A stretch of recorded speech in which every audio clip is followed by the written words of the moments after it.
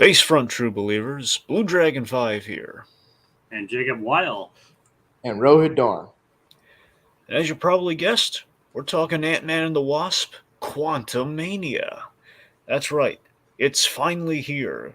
Quantumania has hit the theaters, and people have seen it, and they have thoughts on it. They got opinions on it. They want to talk about it, and so do we. So here we are, and that's what we're gonna do.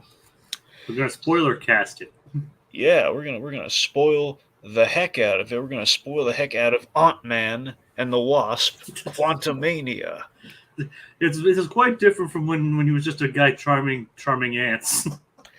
Yeah. It's we just kind of go by the kind of like the nearest kind of bookstore, like wine club. It says, "Hello, ladies, how's it going?" And now he's suddenly fighting people in a microverse. Yep.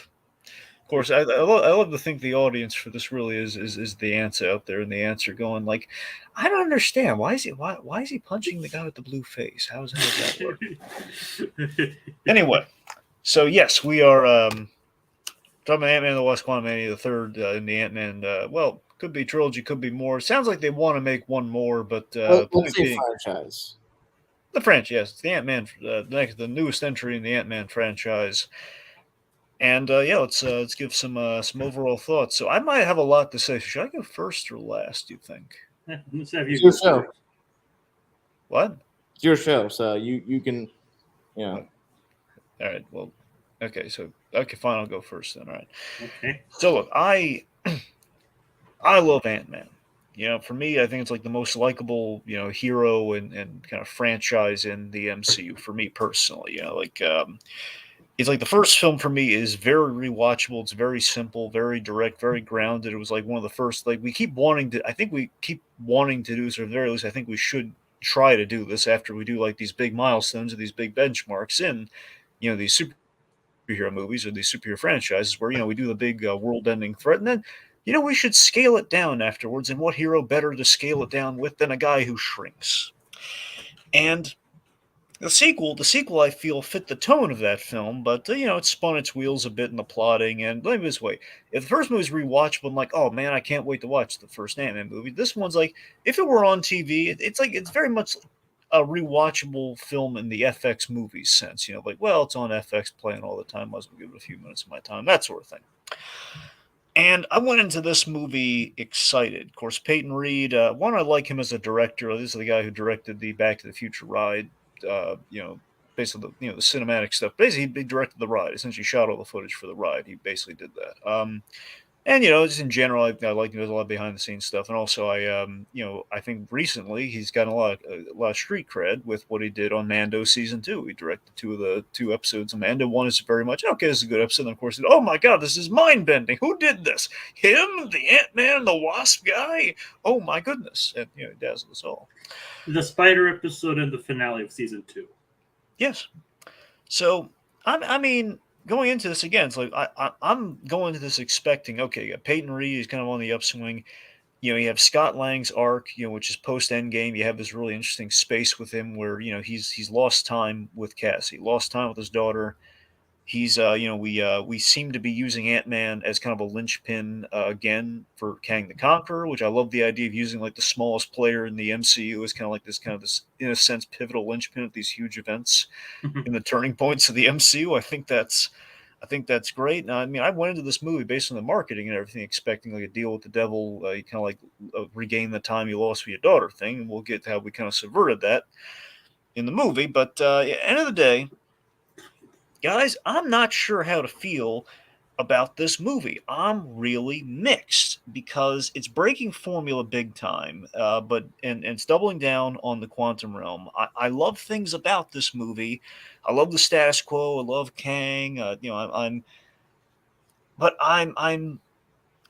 It feels like the explanation and kind of the experience with the quantum realm and just kind of all the stuff we do with the quantum realm here, it feels like we kind of overshot it. It feels like explaining the quantum realm, we overshot it this movie, and it's kind of a pattern of there seems to be a recent pattern, and I know we're technically starting off Phase 5 with Ant-Man and the Wasp, but I guess going from Phase 4 to 5, it feels like a pattern of, hey, the Rick and Morty writers will save us. We keep putting these Rick and Morty writers on these MCU movies because we're doing multiverse, or at least we're threading the needle on the multiverse. And it's like hey, let's do some Rick and Morty levels of trippy world bending. And I think what gets lost in that is the character motivations and the payoffs of a trilogy here. I think we kind of robbed Ant-Man of potentially kind of a solid trilogy arc of sorts to hey, let's let's dazzle with let's take a left turn into full on, not multiverse per se, but let's go kind of quantum verse. And I think I think Ant I think Ant-Man deserved more finale. I think he deserved like a little more credence with the character arc. I think he deserved just not necessarily better. I think he deserved like something a little bit more stable. I mean, this movie it's fun, but it's still not surpassing the original, which is what I would say about the second one. And this movie doesn't have like the simple goal of the second one, even though that goal got a little kind of distracted in that movie. I hate giving the critics any credence here. I still don't, but it's just I still don't give them full credence on this. Like, this is not a bad movie, as a lot of critics might lead you to believe. I don't believe that to be the case, but this, I think it's a bit of a. I don't think it's not a rocky start that Phase 4 has been, but this gives me a little hesitancy. It's the first time in a long while I felt some genuine concern over Phase 5, because like Phase 4 we knew was going to be an adjustment period, but starting off Phase 5 like this, it feels like that wasn't. I think we needed a slam dunk to start things off, at the very least, like a real solid movie from start to finish. And the fact that we didn't, I don't think we quite got that, makes me a little concerned, but not like really worried or anything. But it was not the sad. It was not the satisfying like they got this in the bag that I was expecting. So yeah, it's a mixed bag for me, but not necessarily a bad thing. All right, I guess I can go next. I'm a dumpy plus. I guess I'm slightly more positive than Dragon is. I did enjoy this movie. With him, I probably didn't enjoy it as much as the second one, or the second one. But I still think I think it accomplished what it set out to do. I think it had a few bumps here, and there, but it definitely had some odd choices. But overall, I think I had fun. And as for Phase 5, I think this is a good start to like saying like, okay, they're really buckling down on the whole multiverse thing, even though this doesn't exactly show much of the multiverse until the very, very end. Like even the mid credits seem like the implication, but it definitely shows the implications that'll happen going forward. And especially a very impressive draw from the comics at the very end, which I will say. So. I was like, I had a lot of fun with it. It was definitely more fun than I was expecting it to be. That's for sure. And I guess I'll let Rohith, your turn. All right. I think it's interesting the way that our reactions have been ordered in terms of our display, because I think I'm likely the most positive of the three, and I'll streak some, I guess, not a few disclaimers, but just a few, things to contextualize or to sort of qualify my opinion on this. I'm not the biggest fan of the first two Ant-Man movies. I don't think they are really, in terms of visuals, anything interesting. I think the storytelling is just, you know, simple and maybe not formulaic, but just slightly above generic. And I think those two movies are really carried by the cast and specifically Paul Rudd. He's just an infinitesimally charming individual, and especially as an actor and a lead actor in this, keeps the pace going, and the jokes are good enough to where I can appreciate and laugh at, but they're not movies that I hold in high esteem in like the canon or in the ranking of all MCU projects, both movies and shows and special presentations. However, Quantumania is my favorite of the three Ant-Man movies, which would be a difference in opinion among me and maybe Blue Dragon in this. I felt that in terms of the visuals, it was a really stand out.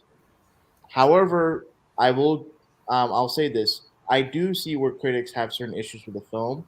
There are certain shots, and I'll get, and I think I'll discuss more about this in the the meat of the story.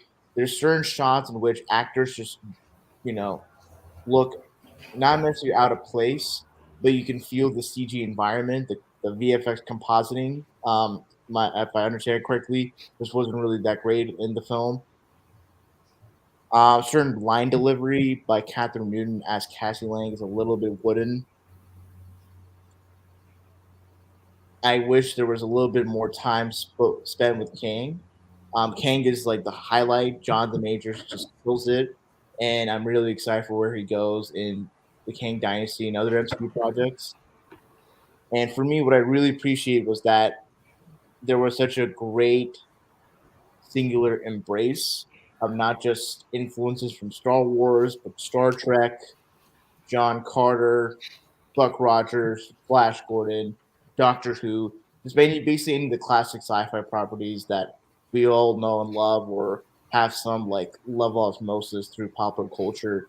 And its DNA is just evidently sci-fi and swashbuckling, and the environments are so unique and creative.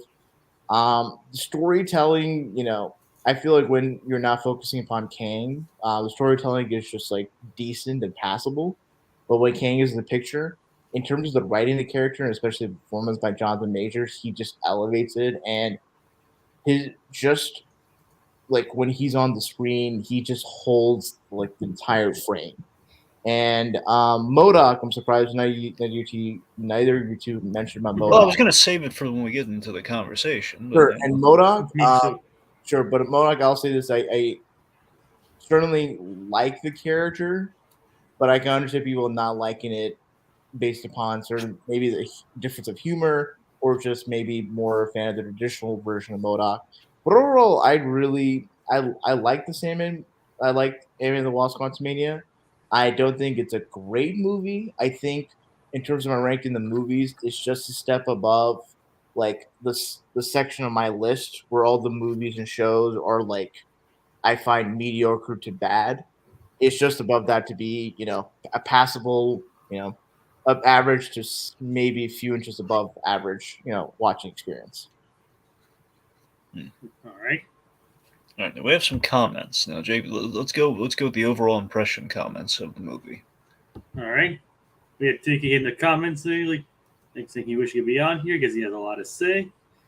People are shitting on this movie way too hard, and he also likes it more than than Ant-Man and the Wasp. I'll agree with Tiki. I like Ant-Man and the Wasp is one of my least favorite MCU movies. When like people like Scorsese talk about like MCU being like theater park rides or just like soulless or empty, that is the movie that to my mind is the most emblematic of like all the criticisms that people have of the MCU, whether founded or unfounded. And for me, Which, to be fair, Scorsese, a lot of them are unfounded. sure, but no. I'm just saying, like, Ant-Man and the Wasp is just so aggressively mediocre. Like Quantumania, in terms of the setting, in terms of sort of like the villain, is just so like leagues above the second movie, in my opinion. And the world was a lot more creative, visually engaging than I thought. The family dynamic was solid, and there was Paul Rudd on for days, which I think we all agree. Oh yeah, As you even brought up yourself, Rohith, Paul Rudd just exudes charm. He's got to charm all those aunts after all. yeah, all the aunts. But not only is he charming and like likable as a family guy, and some of the people I follow made this point. It's like he really knows how to sell like drama, like the Oh yeah, stakes, especially when he's with King. And man, you really feel like the powerlessness. I think that Paul Rudd actually just shows some good dramatic chops in this movie. it's like the Albuquerque verse principle with the casting, where they usually get comedic actors who deliver the best dramatic performances. Again, like a Bryan Cranston or a Bob Odenkirk, they make stellar lead dramatic actors, in these shows. I mean, well, a lot. It's kind of funny that even like I kind of put the opposite principles, like casting something like Airplane, where they're like dramatic actors, like their seriousness provided great comedy. Exactly. So yeah, it works both ways. Yeah, and I think a lot of it's like I think people criticize the writing in terms of like not focusing on the character, on there not being character arcs and all that. I can sort of see it in some degree. I think in terms of the characterization, I think everyone is rock solid. Like there's never like a characterization line or motivation that rings false to me. Everyone is consistent, and for Paul Rudd as Scott Lang, like I think he puts in. I've heard some people say it's his best performance in the MCU. I think it's the most like I still think it's still his overall best performance is in Endgame, especially when you realize that he's been missing for 5 years. He has a really good scene when he hugs his daughter. Yeah. I think in terms of the comedy, like it's really like Paul Rudd. Like I think this is the best comedy for Paul Rudd, especially when interacting with like the people of the quantum realm. All right, Jake, did you highlight Koski's comment? I'm still going through Tiki's comments. Well, yeah, but we can save some of this when we get to other things that correlate. But sure, go ahead. Okay, let's see. Like Koski says, the movie is just fine, but Kang is really good. That he likes the scene near the post credits, put near the credits where it starts thinking, is this a Dover, but doesn't let himself fully go there. Well, again, we'll circle back. Yeah, but you need to make up your mind, Dragon. Well, I just said to read the first one. I didn't mean read all. And I'm hoping Guardians 3 is the slam dunk you wanted this movie. There you go. That's a good opener. Okay. Like you told me to read Koski. I said read the. Anyway. All right. No, Dragon. No. I think maybe Blue Dragon's point was just read the comments in correlation to where in like the discussion of the movie, like yes. with Chronicle. Yeah, I get what you mean. Okay. Regardless, let's start going through it officially. So how do you guys feel about the very opening of this movie? Because the Ant-Man movies traditionally open on a Hank Pym flashback that usually have, or at least I guess a Van Dyne Pym cold open flashback. Yeah, but always kind of in reference to like something that happened in the Pym family. Okay. Well, in this case. Yeah, well, considering there's only been 2, I don't think it's enough to be called an established formula. I don't know, Jake. I mean, it's like they opened both movies with that, and they did like a de-aging thing on 2 of them. And I don't know. It's kind of like I don't know. Regardless, we have this, and we kind of open with it's not an issue, but it's not an issue that we kind of focus on Janet because again, it's still kind of in that Pym family thing, but it does kind of I think. Opening on kind of playing a mystery like without giving us like we usually have like we get a piece of information at the top of these movies and it's like we have the why Hank Pym like he's going to get he went against Shield and that's after the loss of Jan and then we have like the hope side of that and then we have this where it's like hey who's that guy I don't know if that's enough that just feels like man, that's a little open-ended. Well, I think there is an interesting point because I think for a general audience member, if they just know about Kang as being this big bad villain, if they're not paying close attention to like all the trailers and promos, they may not realize that like Janet actually knows of Kang, and so maybe for the general audience member, when they see that cold open, it's like oh, there's a prior connection with the big bad guy and like one of our characters. And then throughout the movies, you kind of figure out piece by piece, like what is their relationship like. So yeah, but doesn't it take away just from the idea of like building that reveal of just like, okay, well, we the audience know this. Why hasn't she just told him at this point? I imagine it's like I don't know, like sort of the behind the scenes super well on this, but if I were to make an educated guess, I feel like there's a version of this of like the script for this movie where there is kind of a mystery element. Maybe it was probably I feel like there's probably a script that was like maybe not a 2-hour movie, but like a 2-hour 30-20 in which the mystery is more like played out and like kind of like held to be a reveal. And I think just in terms of like maybe if cutting for time or just streamlining things, the mystery wasn't as like developed or presented the way you would think it would. Okay. What's about my favorite part of the movie?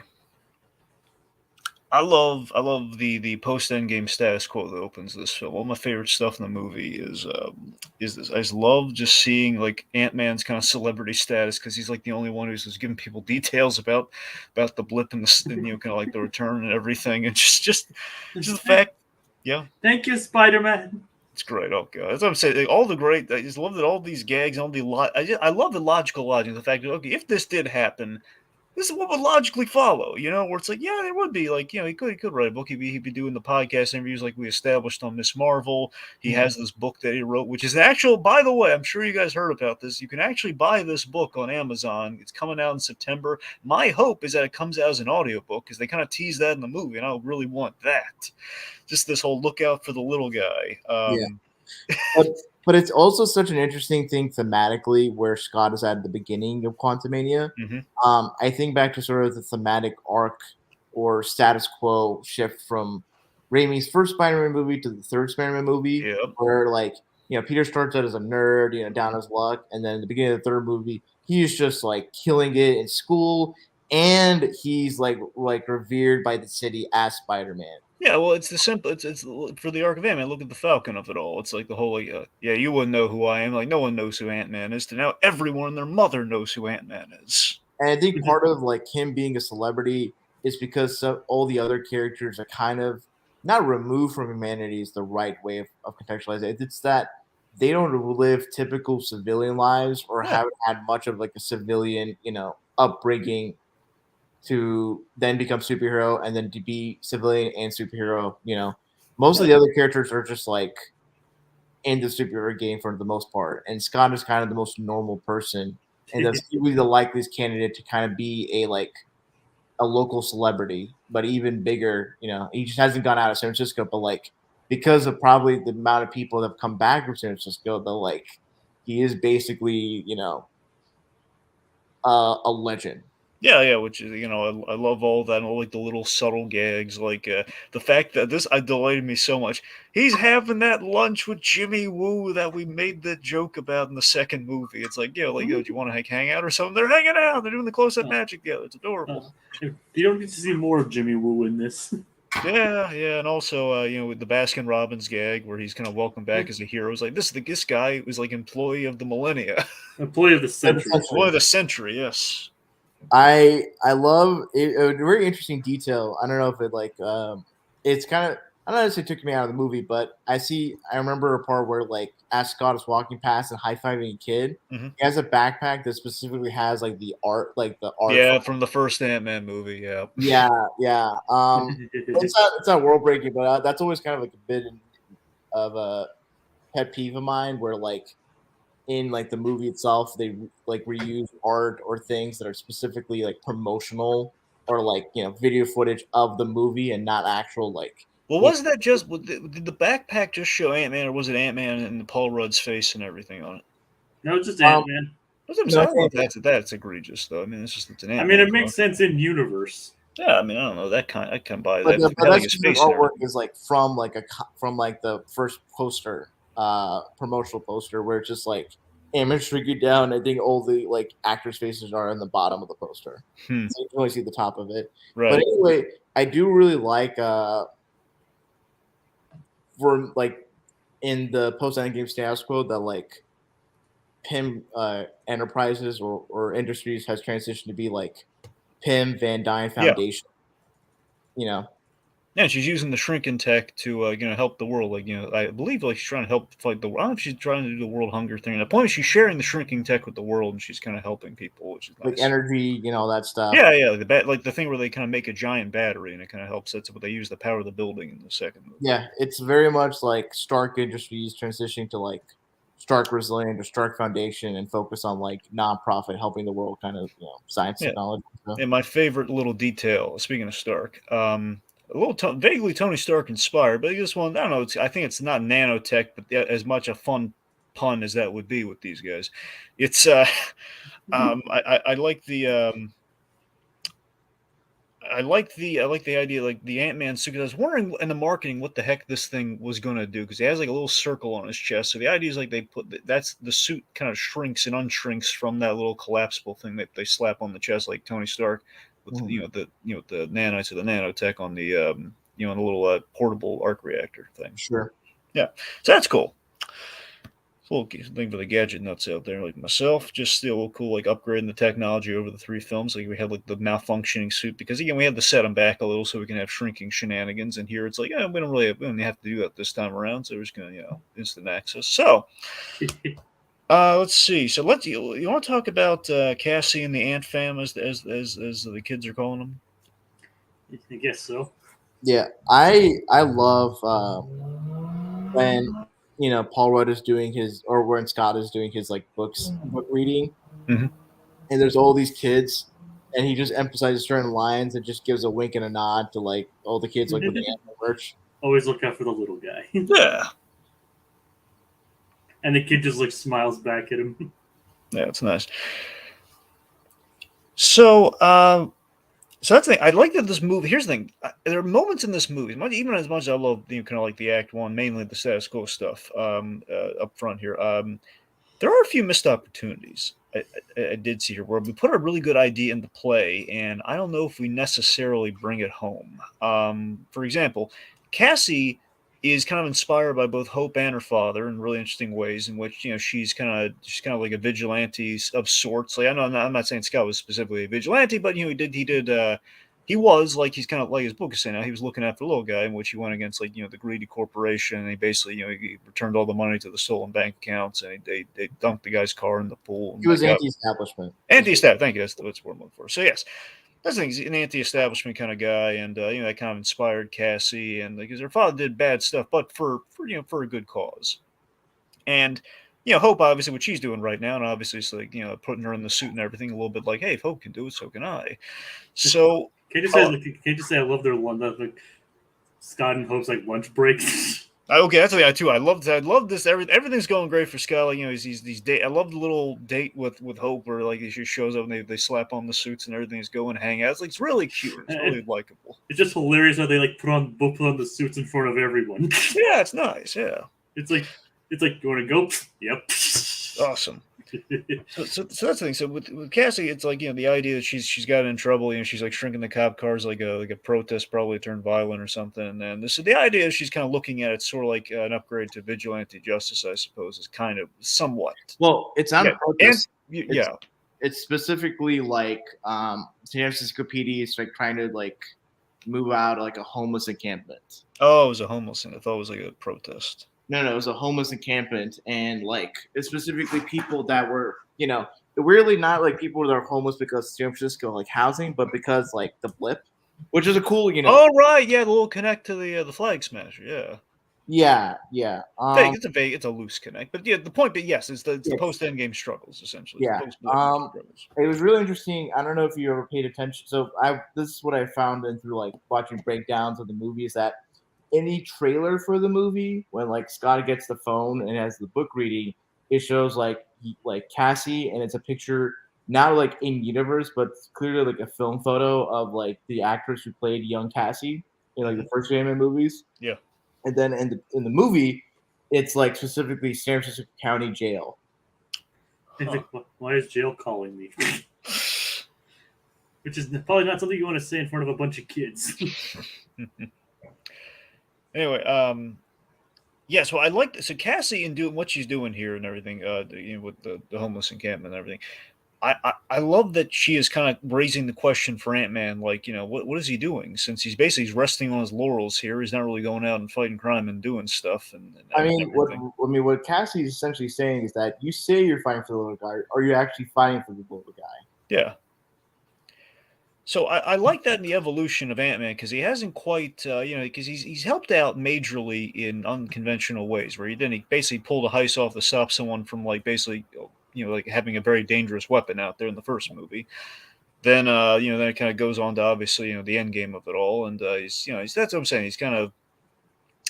He's progressively becoming, he's having kind of like a smaller struggle to kind of like he's kind of help save the world, and now he's also helping Captain America out and everything. So he's progressively doing heroic things. He's kind of jumping all over the map in terms of heroic things someone can do, but he's not quite going on patrol, So I like that, Cassie's kind of like she's eager to get into that. So it's kind of projection of what a hero should be, and the MCU has been really dodgy about the street level stuff, and I think Cassie's kind of leaning towards that potentially. Regardless, I like that, we're kind of pulling a Rocky 3 almost, which is like, Rocky's getting a little, letting fame go to his head a bit, and so is Scott Lang. And yeah.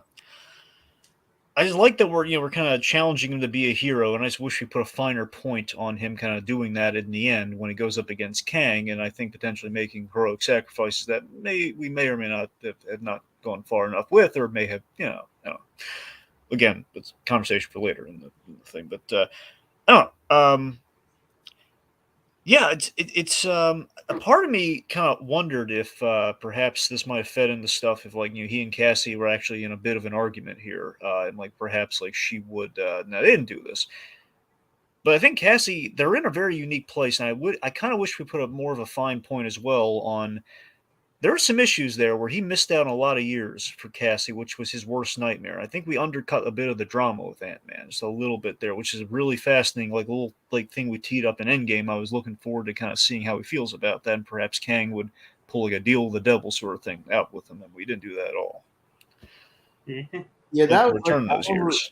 I remember like the trailer was kind of hinting at like maybe Scott thinks that because of his absence, like Cassie's become maladjusted. Yeah. And then but I think it's like the way that the movie's kind of at the beginning, it's less like she's she's in a problematic state. It's more Scott is in a problematic state. Mhm.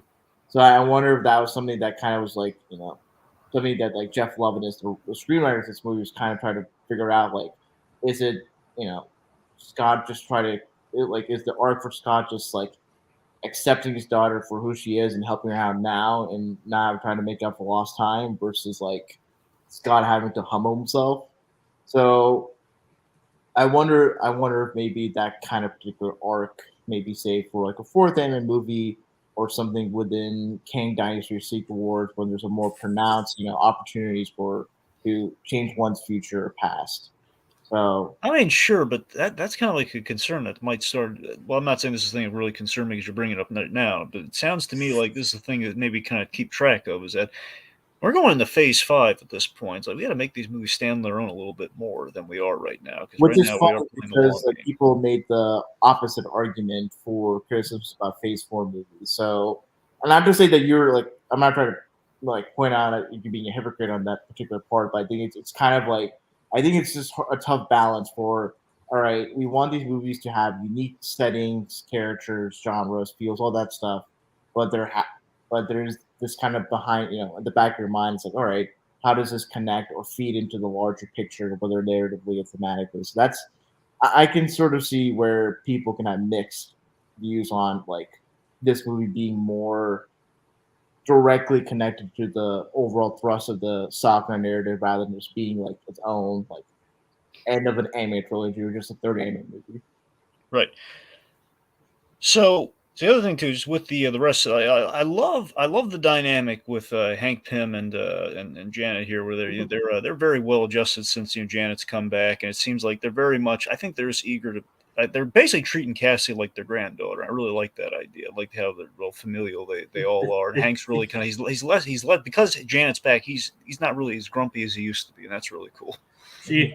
She even basically calls him Grandpa Hank. That's what I'm saying. It's adorable. I just think that's just really nice. And of course, he built her a suit and everything. Yeah. I really wonder where like people talk about it's like where's the ex-cons like Luis and all them. It's like where's like Cassie's mom and like Paxton. They did mention them though, but it's the same issue why we didn't get the ex-con guys because there's only so much room they're going to be in the quantum realm for basically aside from the opening and the very end of the movie, we're going to be in the quantum realm the rest of that time. You kind of wonder if people would be have more positive reception of the movie if there was like reference or a direct return back of like the supporting cast and maybe spend more time in the real world before like jumping into the quantum realm. Now, this is not a legit criticism, but this is just something that kind of feeds into that a little bit, Rohith. It just feels like this is kind of like in the symbolic, like you have a good luck charm and you don't use it for movies. Like one movie without Luis. It's the one movie without Pena.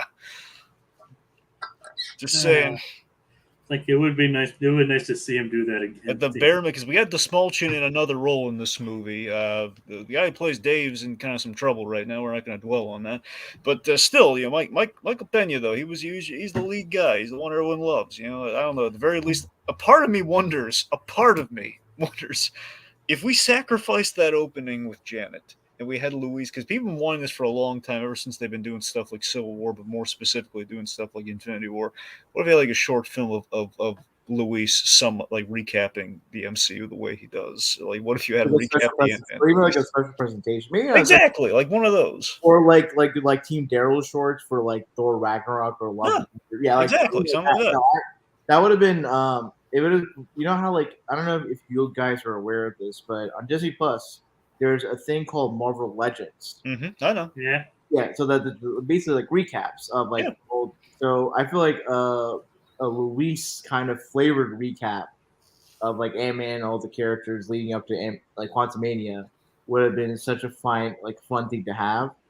Um, Especially if some people just like don't follow all the other movies besides the Ant-Man movies. It might have helped people who maybe just watch Ant-Man movies to kind of ease into like, oh, this is what happened from like Ant-Man the Wasp to like Quantumania. Yeah. Yeah, no, for sure. Yeah. Let's see. So, as long as they have a happy family dynamic, and then we they all get sucked in, kind of Honey I Shrunk the Kids style. They get sucked into the quantum realm.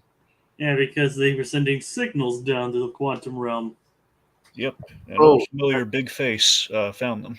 another thing I wanted to add, it's like I didn't realize this, but at some point in time in this breakdown I watched is that when they like have the small pizza that like sizes up, it's like a Back to the Future. Yeah, I know, right? Yeah. I didn't realize that until someone pointed it out in the breakdown. I was like, wow. I think they made the pizza look the same too, if you look at it.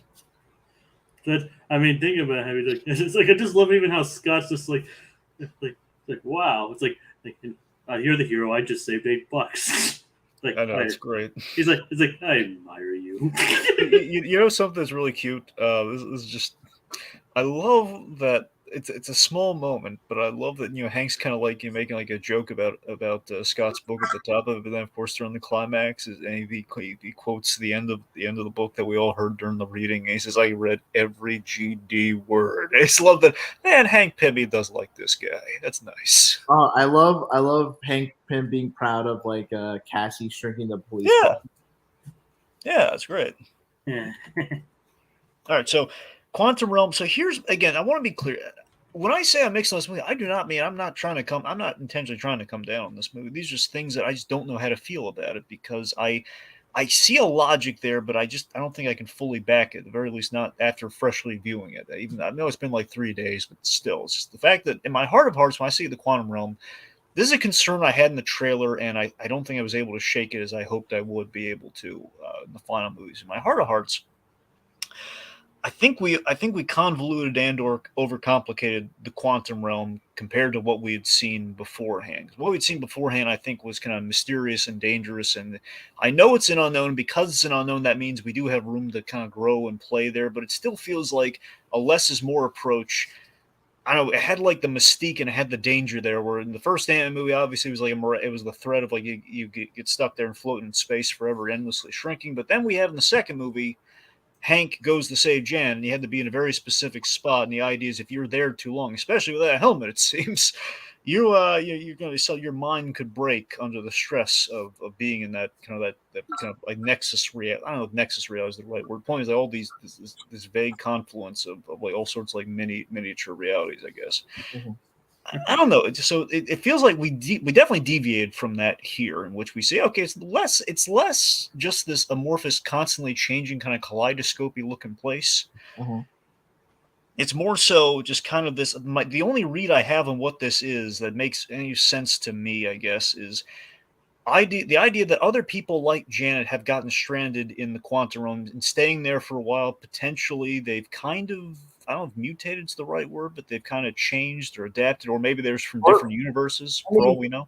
I mean, like, let's think of it this way: like, there's been precedents set with like humanoid looking beings in other realities or dimensions, realms, like all the Nine Realms, Ta Lo in Shang-Chi, like the Talocons. I mean, but just basically like it. I think it's just kind of a given in science fiction and especially superhero comics, but Marvel comics, where there'd be a lot of like humanoid looking aliens, inhabiting like very, very, very wide and disparate spaces. So, and going to the quantum realm and having like a civilization developed, you kind of obviously would just have to suspend your disbelief in that human life could just form there, or some equivalent of human life could form there. Well, sure, but I mean, either way, it just doesn't it feel like we should have had a line that said, I'm not even factoring out the evolution thing or not, but let's just say that they all got stranded there and they made a No, I civilization. don't.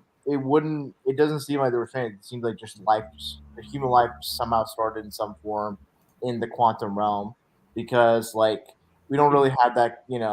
We just assume that for any other alien species that look human, they just look human, right? Yeah. So I feel like I just don't think that like the people in the quantum realm, like they're human looking, and I don't think there has to be like people stranded there, because then you wouldn't have like the thing from like Bill Murray's character Krylar, where it's like, what is that word? Humans. That's what you refer to yourself as, humans. Like that line wouldn't work if all the humanoid people are actually people that came from Earth, Well, no, to I'm not saying they all have to be human. I'm saying it could be whatever creature or being they are. But I'm saying whoever, point being, people from all over got stranded in just creatures and beings from all over the oh, I realities see. got stranded there. I just wish they had a line for why the heck they're there, because that's the left turn for me that I had trouble getting behind. That why are there people there when we established it seemingly seemed like there were no other people there unless they all also seemingly got stranded and I mean, it could be that like, and I think kind of like there's sort of a good point to make. It's like, well, I think my understanding, and this is just upon watching the movie just once yesterday, is that there's layers to the quantum realm. yeah. So when both Scott and Hank came into the quantum realm, they didn't come like to the like inner circle or like the furthest point of the quantum realm where like human life can like develop and sustain itself. They probably were like the wild outskirts of plains or whatnot. Hmm. So it's just probably that maybe for people that are to explore the quantum realm, you have to explore at such a deep enough level to eventually reach to like a point or like an area or like some small part of the quantum realm that is habitable or hospitable to human life, and thus civilizations are there. I guess, but even so, that's what I'm saying. It's like we're going half and half on like how much we explain about the quantum realm, where it feels like okay, we're getting to a civilization, but we're not going to get into the issues of how the heck the civilization's formed. Where it's like I don't know. I mean, at that point, if you were to have dialogue go into it, and my Yeah, business is about it, it's like, oh, there's just too much exposition on this like alien civilization. you can't win. Basically, it's a Yeah, no win. Yeah, I will. I think like I would love to see like a book, like a book on the lore and just like costumes, because there's definitely some like background histories that the people that make this movie have for like the civilization. So, or it could be something that could be explored maybe in another MCU title. I maybe FF could like go into the quantum realm and explore like what the origins of it, and it could be connected to like some grand mystery of the universe or whatnot. yeah. So Honestly, I have been hoping for a kind of I was hoping like Peyton Reed would take on a Fantastic Four because of the quantum realm stuff, but obviously they were going a different route with that with Matt Shakeman and everything. But Like, well, it could still lead to them getting their powers. entirely possible. But again, we'll see what it's happens weird. here. Okay, one thing I'll say this is that it's weird. Like, do you remember in Ant Man the Wasp, like Janet just randomly pulled on like healing quantum powers? Yeah, the healing quantum particles. Well, Yeah. the healing particles from the quantum. Yeah. Oh, I thought she just had. I thought it was just like her body's evolved to have like abilities to like. Oh, right. Yeah, you're right. We did. That's another thing. We completely forgot about that, and I don't know if that's like she evolved because she was down there for 30 years or not. So It's like the thing where it's like I feel like it's kind of like a Simpsons. I feel like there has to be some Simpsons gag where it's like Homer when he's near where he's like nearby radiation in the factory too closely, like he'll develop random mutations. But see, when when I first saw that movie, I always assumed like okay, she was down there for so long, like her blast, her stingray blaster things, essentially they kind of melded into herself somehow. But that would make a lot of sense for how she could heal a ghost. So yeah. Yeah, and they just didn't bring it up. I think someone made this point in the breakdown or some theory. It's like maybe like time has changed from Endgame to like from Endgame onward. That like time has changed because of like he who remains dying and all that stuff. Right. Like the actual like events and what happens and like the rules of reality have changed to Right. where it doesn't necessarily match to what was established in the Infinity Saga. Okay. That's kind of a catch-all excuse. That's a catch-all theory, mind you. But Sure. all right, let's see. So, Lee, should we talk about the Murray of it all? Sure. Yeah. Tiki actually does have some words on that. It's like, Sure. I feel like he peaked too early in the film, and also Bill Murray's cameo was just wildly pointless, and they did Michael Douglas dirty with that whole goo hand gag, which I agree with the Murray thing, the goo hand thing. I don't really have any opinions Well, I mean, the about. Guhan thing was just for the heck of it. Like, let's just do something weird. And just have, like, they didn't dwindle on it too much. It was like, yeah, it was like one weird gag where he has to Stuffing your steer hands with it. inside of a turkey. I mean, I don't think it's anything that.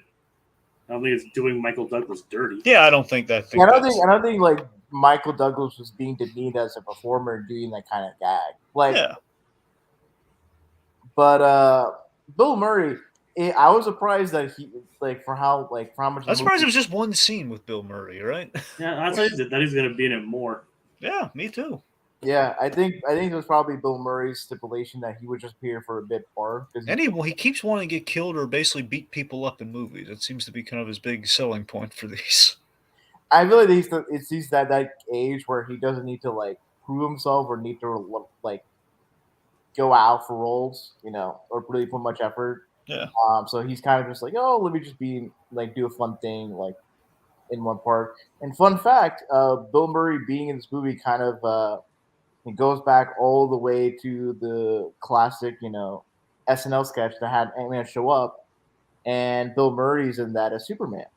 Oh right, yeah, I remember. So Ant-Man, of course, in the first Ant-Man movie, they have, I believe, is it Dick Gregory playing Ant-Man? No, it's like Maurice LaMarche. Well, no, sorry, not in that specific sketch. I'm saying they had another SNL Ant-Man in the first Ant-Man movie who was the guy, the old black man in the car when Ant-Man falls out the building for the first time. That guy played Ant-Man on one of the SNL things. Yes, it's Garrett Morris. Garrett Morris, thank you. All right. Yeah. Anyway, let's see. Okay, yeah. So the Bill Murray thing is, I love how forgiving Hank is when he learns that the idea Jan was down for a long time and she was with this guy, and I love it. He's like, hey, I get it. It was 30 years. I had one too, and they weren't you. It's really cool. Yeah, and it's like. And Hope didn't want to hear that. Yeah, she's very grossed out by her parents, like dating, especially her dating Bill Murray, apparently. She's like, I have needs. Yeah. Hey, like Bill Murray in the '80s, like got with Sigourney Weaver and Andy McDowell in his movie, so yep, he could have got Michelle Pfeiffer. Yeah, no, it tracks. Also, I love Hank's kind of screw you to the guys. Hank essentially kills him off by enlarging like the little squid thing that he eats, and it kills him. Mm-hmm. Yeah, that was a bit weird. Yeah. Again, that's your Jeff Loveless right there. It's like a little Rick and Morty for you. Yeah, Loveness, but by the way. What did I say? Loveless. Oh, sorry. Loveliness. His loveliness, Jeff. Okay, so let's talk MODOK. All right, let's talk MODOK. So I guess I'll start off with like I like MODOK. I think he's really funny. I can definitely understand people who are not into that type of humor being not really into MODOK. And let's say people who are fans of the classic MODOK, just the George Carlton version, that were disappointed with how MODOK's presented. I think my only one criticism is that I kind of wish he looked more MODOK looking, in the sense that I wish he had like the Rumpelstiltskin skin that like MODOK has in most of his iterations, because that can sell the ugliness factor. You mean like the wrinkles and the yeah, and it could be because he's so shrunk that like it's affecting his face. Yeah. Or it could be a thing where like Kang tortures him or like does like enhancements and makes him look even uglier. And it could really sell and really even further emphasize that Kang's like awfulness and terribleness as a human being, that he would do such a thing to like someone who like was also a villain. So when it comes to MODOK, I'm conflicted with MODOK because MODOK is played for comedy, but I was half expecting that anyway, because 8 out of 10 times MODOK is played comedically because of how he looks. Because he's a giant head with little baby Mobius legs. He's that's the thing, because the MCU and because of the take on AIM that the MCU has elected to do, and the fact we haven't really kind of gone back to AIM and like officially like say like, hey, we're gonna do the full B suits and everything. We're not, since we never really did that or like kind of like did something with AIM. It's I wasn't expecting a 1-for-1 of like doing full on like MODOK anyway in terms of like it's gonna be like it's George something or other. I forget his last name, but George Carlton. George. Oh, it's George Carlton. Carlton, yeah. Oh, thank you. Oh, Tarleton. Sorry, George Tarleton. Gotcha. Okay. Yeah, so I wasn't expecting a 1-for-1 of that unless we do like full multiverse, which I mean it was a possibility. I wasn't really expecting it, and we didn't do it. But it's I do like the idea of making Darren Cross MODOK, and I heard there was a theory about that. And I was really glad to see it. I thought that's a good idea of like kind of like taking the horrific fate of Darren Cross, and he would be in the quantum realm technically, and if he did survive, and basically what we say here is he shrunk so horrifically it would kind of turn him into a MODOK shape, and the guy has like he's a little guy with a big ego anyway, and that kind of fits MODOK, and I love Corey Stoll as an actor, and he's having a lot of fun here, but here's the problem. Okay. Problem is, there's no menace. Like we set this guy up, he's the hunter, and he's very intimidating when he has that face mask down, which is kind of like a nod to classic MODOK. But he doesn't. We spell it. We literally spell out the whole acronym and name. We have some funnies over that, but he doesn't kill anyone. Okay, that's the main. A letter of his name should have been left off. He doesn't kill any of the main characters. He just kills like random, villagers. I mean, still, you barely see him kill those people anyway. It's like, oh, he had all those soldiers. I mean, did he actually kill the ancillary characters? Yeah. He didn't kill anyone that like we know and identify with, but just like people that were in the background. Yeah, like you can see like slashing through and like. I don't know. There was still. Did you get a menace from him though? Was there minimal killing at least? Would you say we could have had at least like I don't know something like he could have killed like one of the characters we knew the names of perhaps like that Solaris guy. Not I know it wasn't Solaris, but I'm thinking of the Superman. The guy with the sun for a head. Yeah, the guy with the cool sun for the head. That guy. Yeah, I think I could see your point about him being a little bit more menacing. But now the other thing too. I'm sorry, go on. But I think as he is, it's like MODOK being for the most part a comedic character, and when he's really menacing, it's really in the minority of things that he's been in. So the fact that the fact that he was a mostly comedic character, like it was fine for me. I mean, it's kind of this interesting question, isn't this question of like, is it true to a, for the most part, ridiculous character, or is it misrepresentation? Because I think aside from like the Avengers game, for example, the Avengers game is pretty much that's a dramatic way in which you tell the MODOK story, and elsewhere, even like Earth's Mighty, the Earth's Mighty series anime show, MODOK played for laughs. I mean, he's taking himself seriously, but again, they're all grossed up with a big baby head and everything, as people usually are by MODOK, and I don't know. It's just like what do you think, Rohith? Like, like, is it like, are we faithful to kind of like a character who's already kind of like made fun of a lot, or what? I think I remember someone was watching a review of the movie, and he made this point that like, it's that MODOK in this movie works, but he said that it's maybe not faithful in the sense that like MODOK, he's not just a comedic putz. He's also like a mad scientist that leads AIM and is kind of doing the kooky like Dr. Moreau, Saturday morning cartoon villain stuff with the henchmen and all that stuff. Yeah. So the fact that none of those things were there. Yeah, but given the limitations that we've imparted on this take on MODOK, you think? I think it worked for what the limitations were. Yeah. So, and I think there's every bit of possibility, and the same review they made the point is like, well, it could be possible that if Kang can make like Darren Cross into MODOK, there's some variant of Kang that can make Joel Charlton or into MODOK, or set the basis for Joel Charlton to become MODOK, like in the multiverse, and it's all that. So I mean, I think with the fact that if the Mandarin twist happened in 2013, and then we brought in the real Mandarin with Wen Wu in Shang-Chi, I think there is always a possibility for more faithful versions, iterations of comic book characters to come into the MCU down the line. I mean, I think what really hurt MODOK the most for a lot of people, and I mean, to me, to an extent, but again, honestly, it's in the sense of I can't fully back him, is that the effect on MODOK when we remove the helmet, I like that we showed a face, but the effect itself was really dodgy, let's be honest. We could have taken another stab at it. I think it's because it's like and I think that's why I'm making the point about like the wrinkles, and they could have deformed them yeah, more. Yeah, yeah. and Honestly, you know what it is? I think it's the fact that we don't give him hair. I think honestly that's not helping either. yeah, because the thing is like I feel like you can see the top of it. It kind of like just feels like more like an egg shape Mm-hmm. rather than like just a head person. And so if there was hair on the top or if the top of it was covered, it would be more like just a big square head shaped Mm-hmm. head with like little arms and legs. Yeah. Rather than the way it's presented, it's kind of like an egg shape or an oval shape. It's kind of squished into this like square chair or body. Yeah. All right, so we got to talk about the man himself. We got to talk about the Conqueror, and by the Conqueror I mean Kang, the Conqueror. Oh yeah. So MVP of the movie, Jonathan Majors, his performance as Kang. It's great, right? Oh yeah, I've not seen a villain. I mean, I guess like since there's like Tenok Puerta no more as no more, but it's like he continues, in my opinion, the long string of like great villain performances in Phase 4 and beyond, and he's just like when he talks to Janet and interacts with them, and then when he talks to like Scott and Cassie, it is just.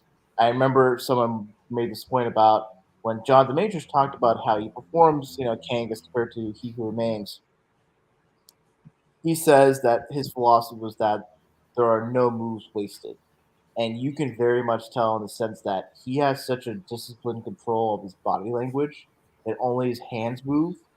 And if you describe it on paper, that seems like it would render a stiff performance, but there's no stiffness at all. There's just a level of poise and grace that is hiding bubbling anger.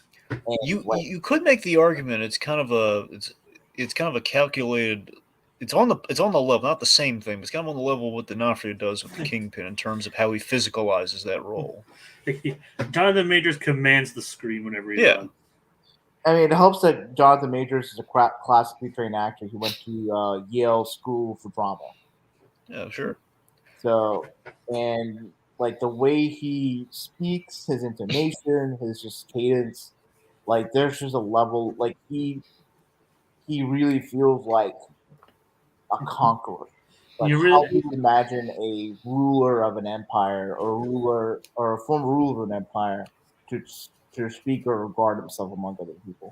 and you do feel like that, and you do really feel the difference in performance between how he did here and Loki.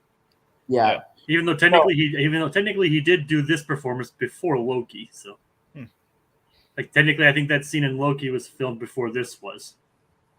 Well, yeah. So No, but I think no, like this was filmed before Loki. I mean. Okay, well, regardless, before Loki, I think they talked to him about playing all these Kangs 3 years before. I think I read that somewhere. So the point he was thinking about this here, but you're right. I think he probably shot Loki first. However, the point being he was planning on. No, he shot this first and then shot Loki. Well, you went back and forth a few times on that, Jacob. I know, but I messed up the first time. Okay. So regardless, he planned. Yeah, the fact that he's able to do these two disparate performances are great because someone made this point and used Shakespeare as a way to analyze the comparison. So with He Who Remains, like Jonathan Majors is kind of doing like a performance or a take on like Puck from A Midsummer's Night's Dream.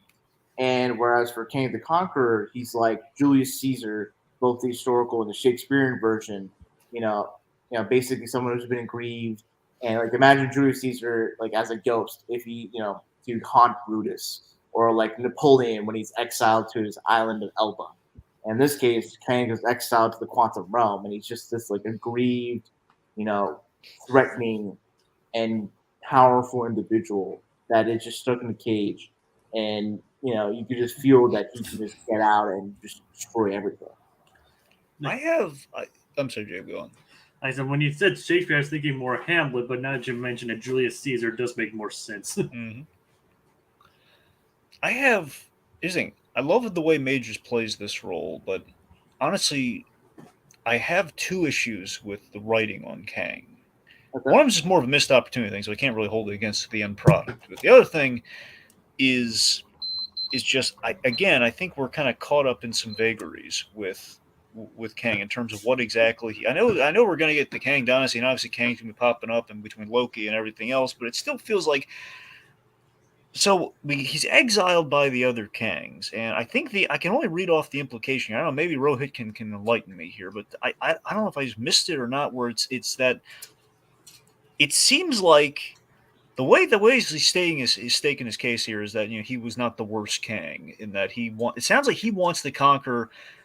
I'm going to presume like the multiverse and everything in a similar sense to He Who Remains, in that He Who Remains just wants to make sure it's all his and no one else. Basically, that's why he has like the whole pruning system in line, so all the tangents don't go there, and the essentially all the Kangs are at bay or something along those lines. Where it feels like Kang the Conqueror, he wants basically he wants it under he wants to be the guy making decisions, making the choices and everything. Basically, he'll wipe out all the other realities, but in entirety, he doesn't like or he doesn't deem fit. So he's conquering kind of the multiverse in that sense. And I'm going to get a sense of that's like a guy with a targeted goal of how he's going to conquer things. The other guys like are billions and billions of agendas, and I just don't understand necessarily what he wants and what separates him from the rest of the guys, because he's trying to make his case for like, no, what I'm doing isn't bad. Well, okay, well, why isn't what you're doing bad? I'm not Well, really getting that. I think his presentation is that he thinks that, and the thing is like we don't necessarily have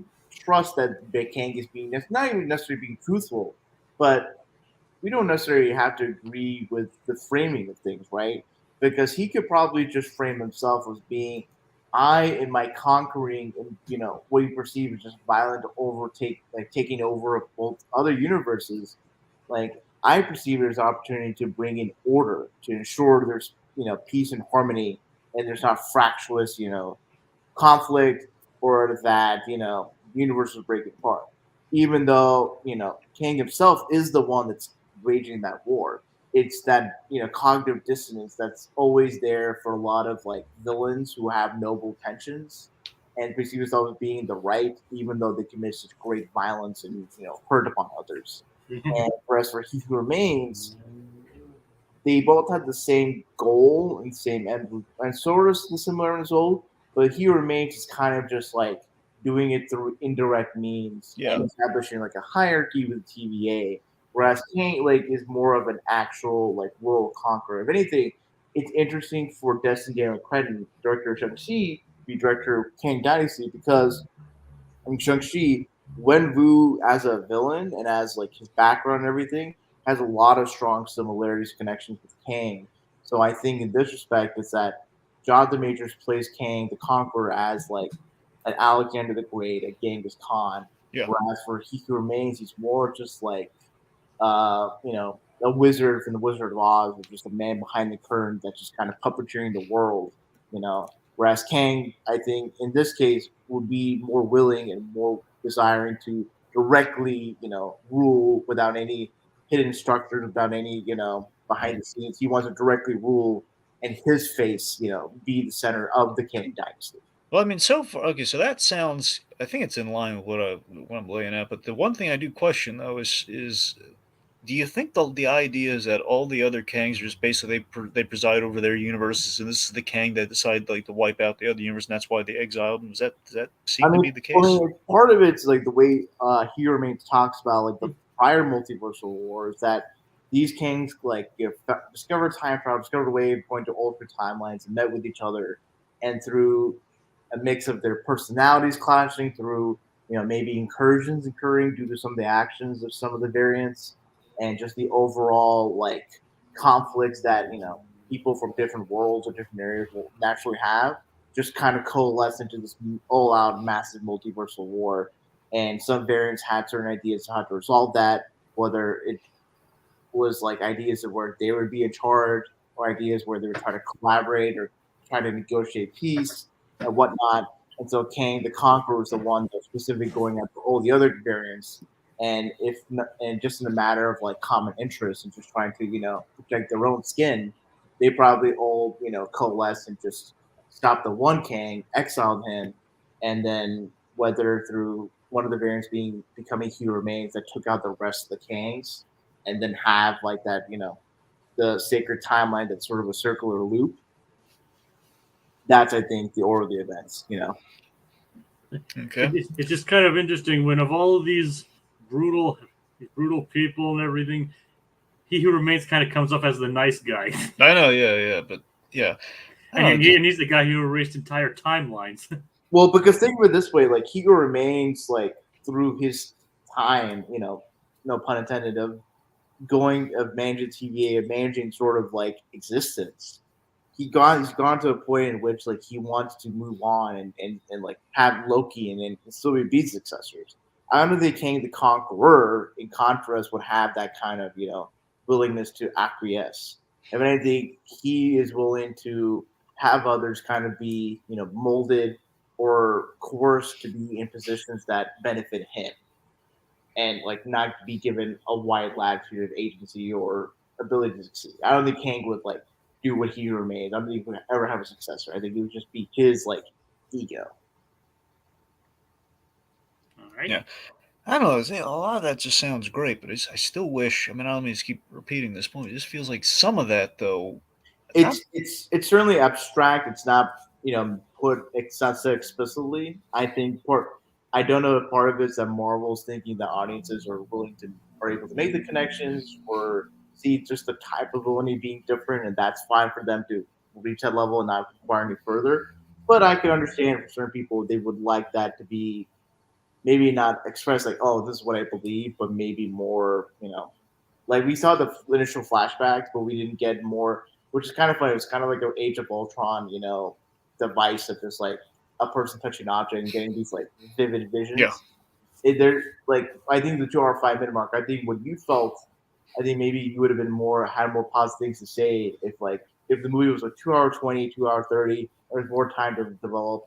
Not supporting characters develop Kang in terms of his motivations, his background, and more into the history of like the multiverse from his perspective. Well, maybe. I think maybe because I don't. Here's the thing: because of my views on the whole the development of the the quantum realm and the whole I don't think I needed a rebellion. I think ultimately what I was maybe hoping for was perhaps if there was nothing down there, but Kang being banished there created that society. I think that's kind of like the link that might have. I Might have think naturally I linked think things it was together. like there was like a dangerous society and like the more advanced parts. And I think someone before made this point is that like the writing that's there that's all like circularly, that's like someone made the point in the breakdown was that that's really Kang's like writing. That's not writing that's native to the quantum realm. And through him just like setting up his empire and taking over, like he's brought his influence on the quantum realm. Okay. All right. So let me tell you. Okay, Jacob, real quick, should we highlight some of the Super Billy stuff here, or what do you think? Yeah, let's just highlight this one. Yeah, sure. So Jonathan Majors, brilliant performance as Kang. Michelle Pfeiffer is Jan Pym, Van Dyne, what have you, whose character was unfortunately underutilized in this film, despite being he's being the most compelling protagonist. So that brings my next point here. So the other thing I feel is kind of missed opportunity. I might be clashing a little bit with Super Bill here. Is that yes, we do have a good the backstory on Kang that when we expand upon that opening scene where we see that Janet feels really guilty and that she kind of helped Kang in a major way, but also kind of like left a big mess before she left, in which she and the banished Kang were working to get him back, and then she saw, admittedly a little conveniently, she kind of saw like, oh man, all the. But then again, I think that engine thing was like very. I don't know. I think there's a buy of like the device that she did build that has like a lot of multiversal time travel ties, so she probably would see that sort of stuff. Anyway, the point being, she basically helps the bad guy become even more bad, and basically is about to give him the keys that he needs to go back and cause a lot of havoc and potentially take if he hitches a ride, might destroy her world. And essentially, he doesn't really say no to that either. It's like they'll be around for a few minutes, or at least he gives an empty promise of no, I won't go to your world, but eventually he probably will. And I think we do. We have like a big decision moment for her. In the trailer, we mismarketed this, I felt, in which we used the line that he was saying to Scott to Janet, the whole, don't you want to see your daughter again? Which is like, oh, very sneaky, sis, how they did that. Where I feel like the missed opportunity is that, to me, when I go in this movie, I'm thinking the conflict should be that deal with the devil that could doom the MCU. And we use our linchpin of the MCU, like our unexpectedly small linchpin with Ant-Man doing that. Like, hey, you're the big hero now.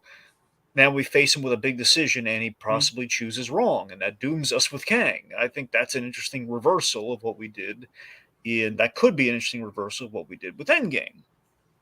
But it's kind of the Doctor Strange thing from Infinity War of like, hey, you gave him the stone. Why'd you do that? It's a little bit of guilt. You put everyone through a bunch of crap, but at the end of the day, it was the right choice. So yeah, go on. I'll say I kind of wish we gone to the initial arc. That was teasing the promotional about wanting to make the boss time. Yeah.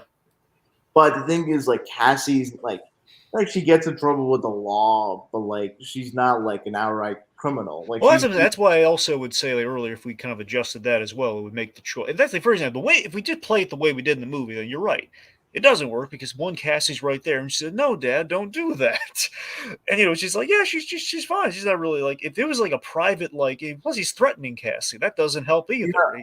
No, I feel like King should have done something to put a ticking time clock where maybe he poisons Cassie or something, and then that would have been forced because then it's not Cassie's being tortured and then because that's just the typical a movie villain holds your loved one hostage and hurts them, and if you don't do anything they'll hurt them more. It's I feel maybe having Kang do something to Cassie that's if Scott doesn't help Kang right away and in the moment, Cassie's gonna die, And I guess the torture thing was supposed to kind of, It was a good threat, but when you think about it in terms of, I don't know, it really hurts me that he reneges on that deal. That the whole thing of it should be better off that. Well, come on, man. Yeah, that part kind of did come out of nowhere. So this is what I'm saying. I mean, to me, I might be alone. I don't know. Maybe I am. I just like the. To me, it just seems like even just taking some of this for as we go, let's just say, we have the Janet stuff that does still happen, and so we the audience at this point would know how kind of manipulative Kang can be, or at least how deceptiveness of Kang's he's going to be the weird tribe you want to help out, and on the flip side, Scott separating our A story and our B story from the Pims and the Langs. Scott Lang unknowingly, let's just say, Cassie is not being threatened. He's just like, hey, Ant-Man, come to the side with me, have a little chat with me. He basically kind of charms, I noticed you lost time with your daughter. I can fix that for you, and we can get out of here at the same time. It's a deal. What if he cons him essentially into doing that, into that deal with the devil, perhaps? Yeah. Well, to be fair, at this point, there's no way King would have possibly known that Scott lost 5 years of the quantum realm. Well, then again, he was in the quantum realm for 5 years, so he actually might know that. Well, I mean, he doesn't. I mean, the time dilation thing kind of, it's in the outside world, he was gone for 5 years, but how much time? Well, either way, it's the fact that Kang's whole gimmick is time travel. So I'm saying there's at least the thread of logic that perhaps he would somehow know, given that he's kind of presided over. Well, because the thing is, if he was able to time travel, yeah, I guess it's it's sort of the thing is it's the problem is if Scott does this thing for him, then he'll have the ability to time travel and he can set things right. I mean, it's the kind of the thing where it's I guess maybe some I guess in breaking the story down, probably Jeff, the screenwriter, was well, how do we know that Scott is gonna, how do we know Cam's gonna honor that particular deal versus oh, if you don't do this, I'll put further harm, and it's demonstrable, Yeah, I guess. I don't know. It's a tricky. It's a sticky wicket. Also part of it's maybe Scott would be considered unlikable or maybe not a hero if he was seriously considering willing to Kang commit harm on others. If he's willing to just go back 5 years and be a better dad, because some people make arguments well, But think about this though. He could have undone the blip. And I could have undone. But that wasn't what was stated in the promo. What was stated in the promo was that Scott could come back and be with Cassie. So it could just be. Well, he just said give him the time back with his daughter. We don't know what that means exactly, though, Rohit. That could have been anything. That could have been like, yeah, let's just say Thanos, he goes away. Or he could just like. Or could have created an alternate time.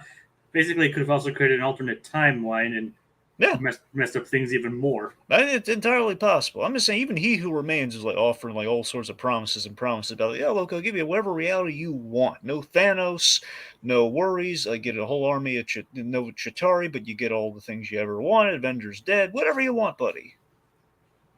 So you're right. I don't know. It's no, that was made by Mobius though. Then the first episode, I think like He Remains offers like, hey, you get to run the TVA however you want, and it's out of time. So it's kind of the rules don't work out the same way. I think for what the arc you're suggesting, probably the concern was among the writer and probably like the executives when making this that Scott might be considered unlikable. Yeah, just wanting to improve his his relationship with his daughter, rather than just like, oh, my daughter's gonna die, and that's a more relatable concern. I guess. And it's like, well, like if the arc is about Scott accepting the time he lost and just focuses on the present and now, I guess that would be a good way of doing that arc.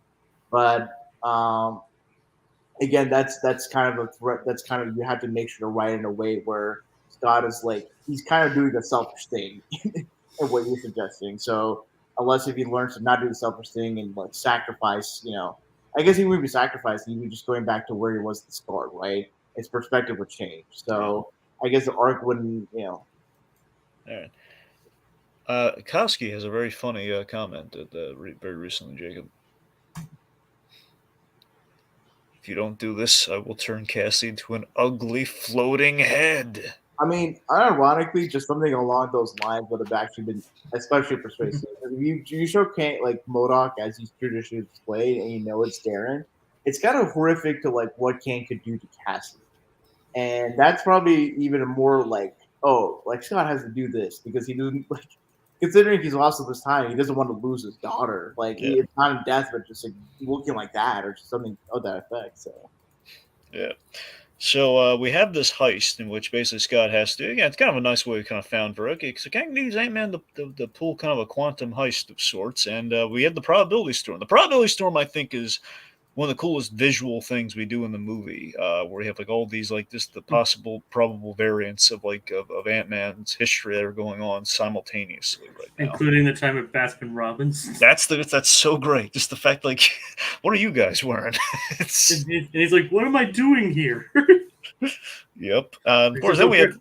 So apparently there was like one universe where he didn't get fired from Baskin Robbins. I know, that's great. I love that. So again, plus opening on that Baskin Robbins guy kind of brings it all full circle. It's a nice little setup and payoff. Like he worked at Baskin Robbins once. So speaking of which, to bring back something that we discussed for the trailer, what do you guys think Kang's favorite ice cream flavor would be?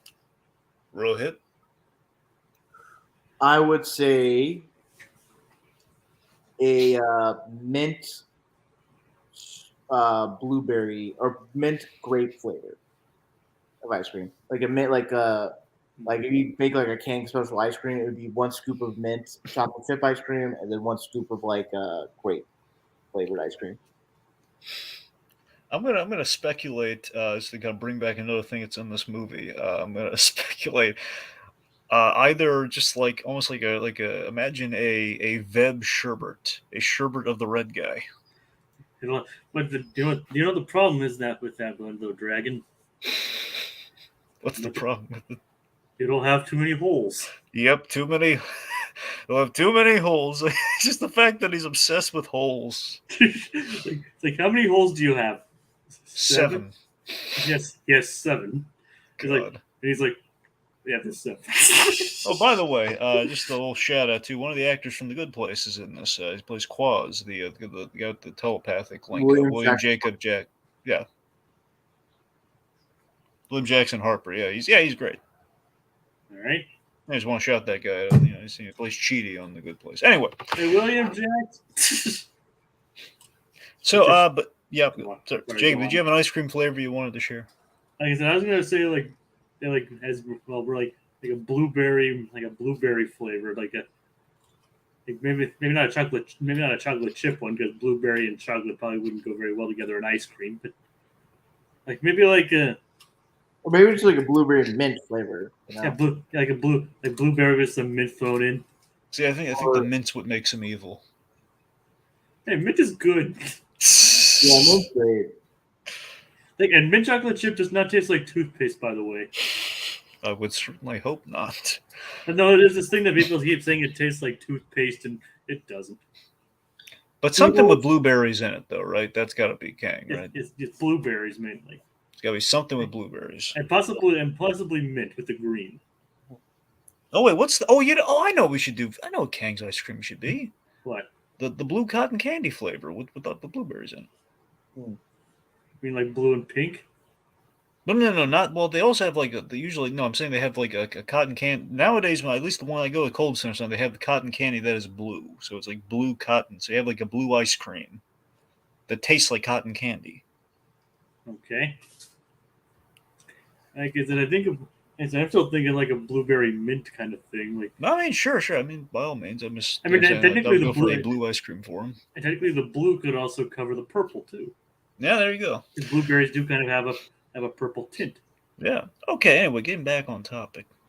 I think one of the great visuals of this movie is I love how all the Scots, and again, this is a great callback to the first movie where when he puts on a little device to communicate with the ants, and he has that scene with Hope in the car, and she gives him the advice to think about Cassie, and he turns the penny, and they're all unified in doing this for Cassie, so they all visualize all these infinite Ant-Mans are basically like ants helping him up to do something. Well, what makes it interesting is that the fact that they're first all, like every man for himself, all attacking each other, even smothering the, I guess we could call him Alpha Scott or whatever. But sure, or like Scott Prime. Scott Prime, yeah, we could call him that, I guess. But like even smothering him, basically almost killing him, until basically they hear like doing it for Cassie, and they all just suddenly like lift him up and help him. Yeah, it's great. It's actually like an ant colony.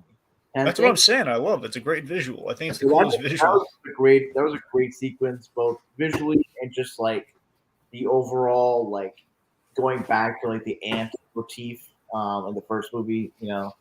I love the gag of like the Baskin Robbins Scott.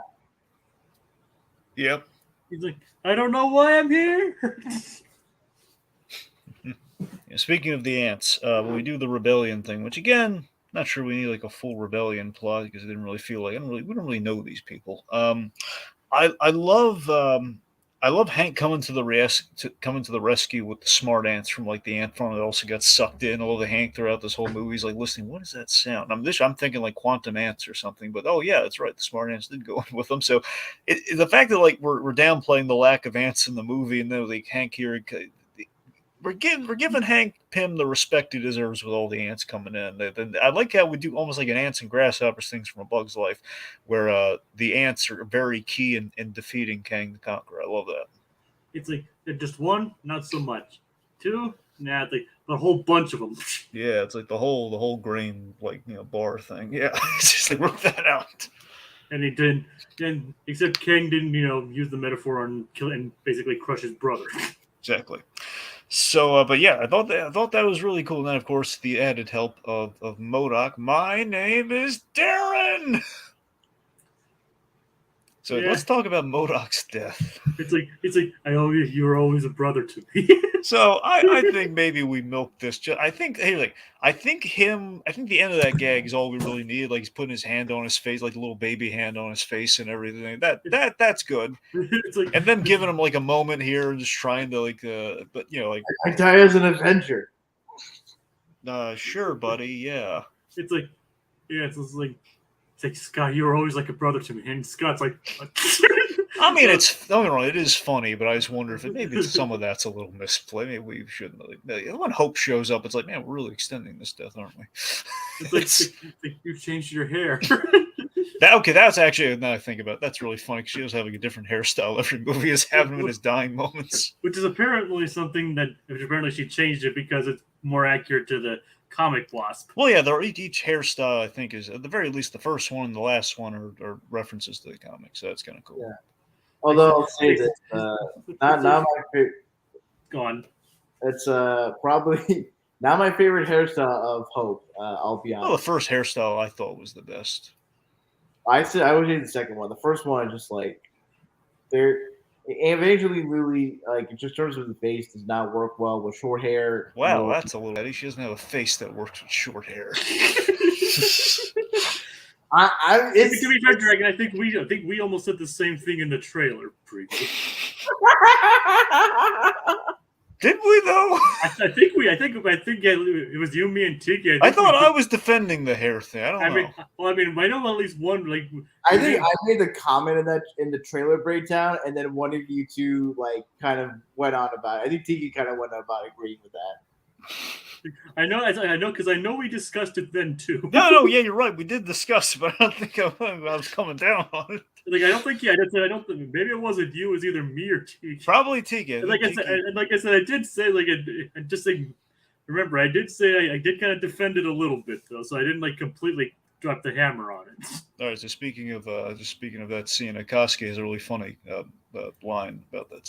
Scott, you're like the cool aunt that is an outline in the family, but has a great relationship with me.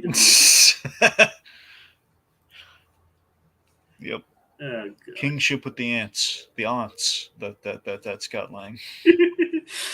Okay, so Aunt Man. by the way, Rohith, you know what the Aunt Man gag is, right?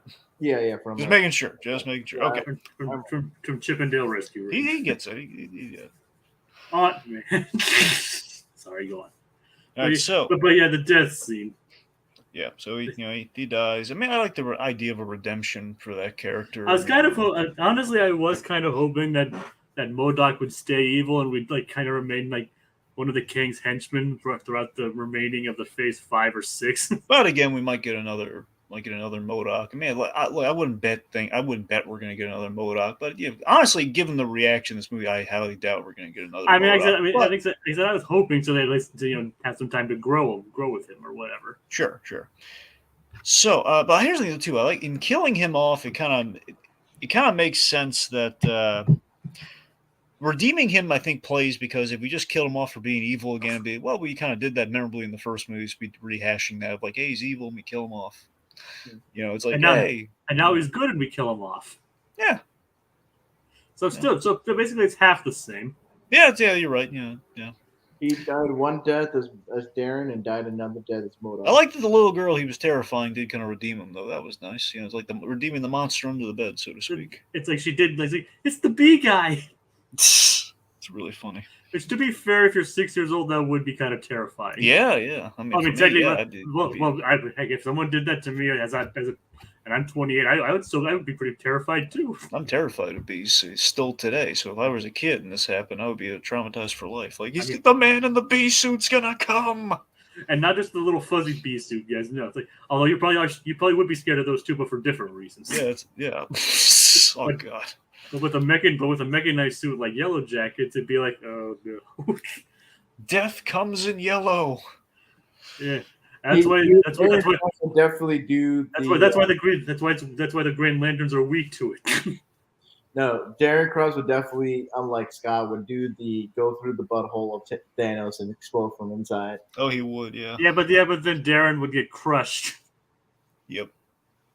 They pretty much. They've had to explain numerous times that would not work and why. Wait, really? You mean scientific? You mean to tell me someone actually went through step by step how that wouldn't work? It's like no. I think people working in the movies explained why that would not work. Well, no, they keep. I get the running gags. They keep trying to explain why it wouldn't work, and then it's like, no, we're not going to talk about it. Like people behind the scenes have explained why it wouldn't work. Oh, okay. Anyway, it is either like the Russos, the writing of the writers of Endgame, or okay, speaking of logistics, or Feige. I do. This is like another thing. We're in the quantum realm, so I can give it a pass. But it's just another thing. It feels like maybe we kind of not jumped the shark, but it feels like just one logical thing is like we kind of broke some rules here. Then again, we kind of broke it a little bit in Ant-Man too. So I don't know. It's always something that kind of bugged me. Lang needs that suit to shrink and grow. Because if he doesn't, it's like the threat of like any breath you take would possibly kill you or something. It's like the air or whatever. Your body isn't used to like expand. Well, no, it would need a suit like when he's like grow like giant size. Yeah. I Well, guess I'm getting that as go on. it gets even trippier when you realize that these guys are technically still microscopic, but they're still huge down there. Yeah, I know that is really trippy, but I don't know. It's just for me like I guess you're right. It's already kind of broken down. Like when you look at Ant-Man 2 when we have the malfunctioning suit, it's like when he's not huge, but still he's rather large in a small room, and also when he's tiny, but not Ant-Man tiny. He's just like action figure tiny. The helmet does come off, so it's like we're kind of breaking the rules on that already. So I guess in the quantum realm, especially, it's probably fine. But I don't know. It feels like a giant unexposed head feels like we've kind of. Well, it does it does allow us to allow Power Run to emote better. I mean, sure, but he's. I mean, it probably. I mean, the hand waving explanation would be that the quantum realm in terms of like oxygen and like how it's being processed. No, that's the thing. I can easily give it a pass in the quantum realm. I'm just saying it's kind of a weird thing. It's now now we're seeing him fully giant without the thing on. But yeah, wrap your head around the fact that technically this would be considered microscopic, since microverse and all. Well, I guess quantum realm, microverse. Well, I think that was originally called in the comics. I think that's a legal thing. Hasbro and the Micronauts and the whole thing, which are technically now canon in the MCU. Well, that's the thing. I think they ended up reneging on that. Like they can't call it the Micronauts. The microverse, yeah. But yeah, technically, because remember in the Guardians Holiday Special, Drax saw someone dressed as Micronauts. I thought that was a GoBot. Oh, GoBot, right? Yeah, GoBot's different. Oh, yeah. Okay, but still, anyway, the cousin of the Transformer. All right, I was mistaken then. But either way, going to the micro, it's kind of it's still kind of trippy and weird, hard to wrap your head around. Like technically, these guys are like infinitesimally microscopic, but even down there, they're still like giant people. Yeah, you know what I mean. Like you still have Ant-Man being giant, man. It is it's absolutely heady. The fact that our big bad guy is he's just really small right now. Yes. Yeah. So Ant-Man's. I want to talk about our big climax. Here's another thing a lot of people have been talking about in the movie. We should probably talk about. So we have Ant-Man versus Kang in the climax here. All the family go through the portal back home. Ant-Man, the very last second, he gets thrown back in there, and we have this intense fight between the two of them. I love the whole thing, and like these two actors getting in shape for the movie and everything. Obviously, Jonathan Majors, he's already in shape for Creed, just in general and stuff. Where Paul Rudd, to get back in shape to be what he was in the other two movies. The fact, like we see in the movie, Ant-Man very outmatched, weight class wise, going up against Kang the Conqueror. He's going up against a big time Avengers film. I may be the only one on this, but man, I was so distracted by Jonathan Majors' biceps when like his sleeve was ripped out and he has like Scott in a headlock. It was like, damn. I mean, have you seen the trailer? Have you seen him in the Creed 3 trailer? Yeah, I've seen the trailer for Creed 3, and it's like, and just looking like when he's doing like photo shoots, like, God, dude, you were ripped to the gills. And he's huge. Like it's like can you just like? I mean, just he gave Scott a run for his money. No, absolutely. That's what I'm saying. We know it. There's no way Scott's going to win this fight. I mean, Scott was mostly on the defensive. He is, of course, he's on defense. There's no way to win against this guy. I mean, he got a few good slugs in on him. Yeah, a few good. Because Hope taught him some moves, and he still learned them. Like the jump and tap or what? Yeah, the jump and tap. Yeah, the jump and tap and the Which is a good move. And he said he even worked on Kang, but Kang easily overpowered him, and it took and even with Wasp with Hope coming back through the portal, risking them both being stranded. There's even then they're only barely able to overpower him. So he also had that really great moment where he breaks the helmet too. That was a big kind of like tease behind the scenes, little tease thing. Oh God, the broken Ant-Man helmet. So this is the big question I'm going to pose to you guys. Should we have killed Ant-Man in this movie, in this fight? With the way the movie ended, it would have been you. Obviously, we can't end it the same way if he dies, but as long as honestly, I don't think it set it up for him to die anyway. I feel like it would be good. I don't think regardless whatever arc that Scott went on, I don't think his death would be a good end to his arc. Yeah, here's the thing. Of course, going to this movie, I knew that the death thing was just given the kind of the marketing a little bit. There seemed like something intense was going to happen. Him going up against Kang, he's very clearly outmatched in terms of kind of status and stuff. It just feels like I don't want Ant-Man to die because I love that character. I did posit though that him going up against Kang, if you want to make Kang a real big, scary guy, you have him kill off basically the equivalent of kicking a puppy in the MCU. You will have him kill Ant-Man. So, Ant-Man character. yeah, or at the very minimum, honestly, minimum in this movie, I thought Janet was a goner person, especially just given that she ticked off Kang and Strand there. I thought she was a goner. But you're right. It seemed like someone perhaps, and Michael does said if they do a fourth movie, he wants to get killed off in that movie. I think it's just because he's really, I think it's just him realizing I've reached kind of the end of this character. The last story to tell with this guy is like a kill him off story, perhaps. And Kotsky has this. What's funny about this is that like a lesser Avenger going against a threat that Avengers as a whole team would have trouble with. Yeah, Ant-Man did go the distance though. He and Wasp were barely able to overpower him, and they only really able to defeat him because he went up against the damaged. Yes, and they didn't really win that fight. It's kind of like the Kingpin thing and then Hawkeye, where they didn't beat the Kingpin. The Kingpin just got blown up a little. You don't know if like that variant of King actually died, right? We didn't see like a dead body or anything. Well, the presumption is at the very end that is the Kang that escaped. So yeah, he's not dead. It's like didn't the Council of Kangs at the end like kind of say he died or like they said he died, but I think he faked his death. Or did they just say like they defeated him? No, the death. The exiled one is dead. Yeah, that's what they said. But then again, they could have maybe also been referring to. Well, then again, based on the links, I don't think they're referring to He Who Remains. No, they're referring to King Conqueror because the next line is like they're now touching the multiverse, and it's like okay, they're probably referring to the Avengers or Avengers characters, But yeah, either way, it's like they only still really won because Scott damaged the quantum device that Kang had, and then backing him up to it just basically sucked Kang into it. Which sounded extremely painful. Extremely painful. Which if Kang actually did survive that, he's not going to be a happy camper if he ever sees Ant-Man again or the Wasp. No. It's like the original Wasp strands me here for 30 years. Well, not 30, but for a long time, and then Ant-Man.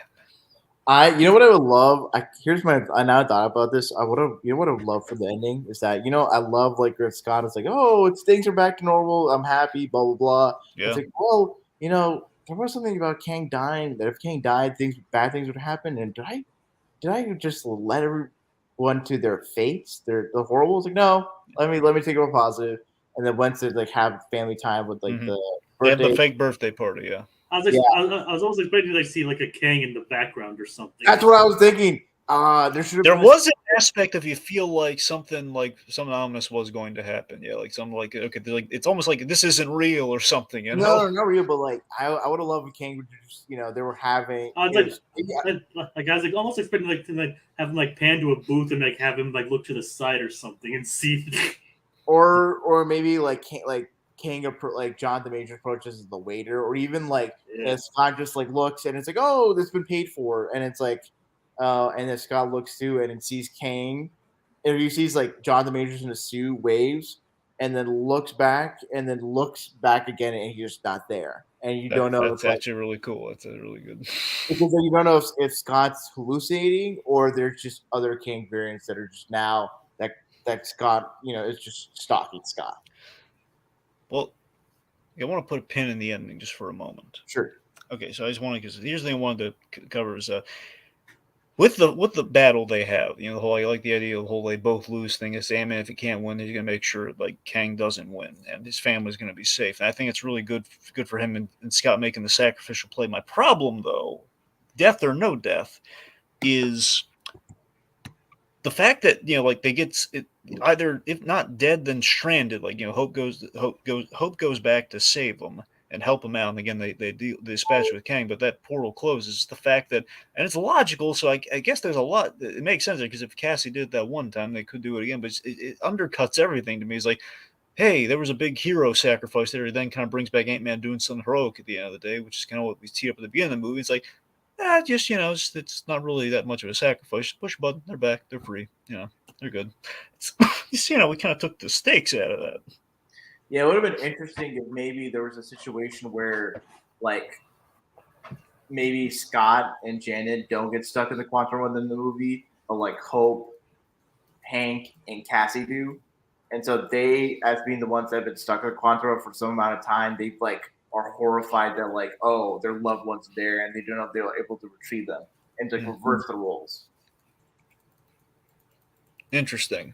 Well, that's what I'm saying. They wouldn't have, we kind of, it felt like we were just kind of missing kind of like the big sacrificial moment, or kind of like the big, I don't know. But then again, it's something dramatic. I think like either that or maybe if Kang, maybe they like get out of the quantum realm, but maybe Kang like just destroys the entire like rebellion or revolution, and like they just escape by the like skin of their teeth.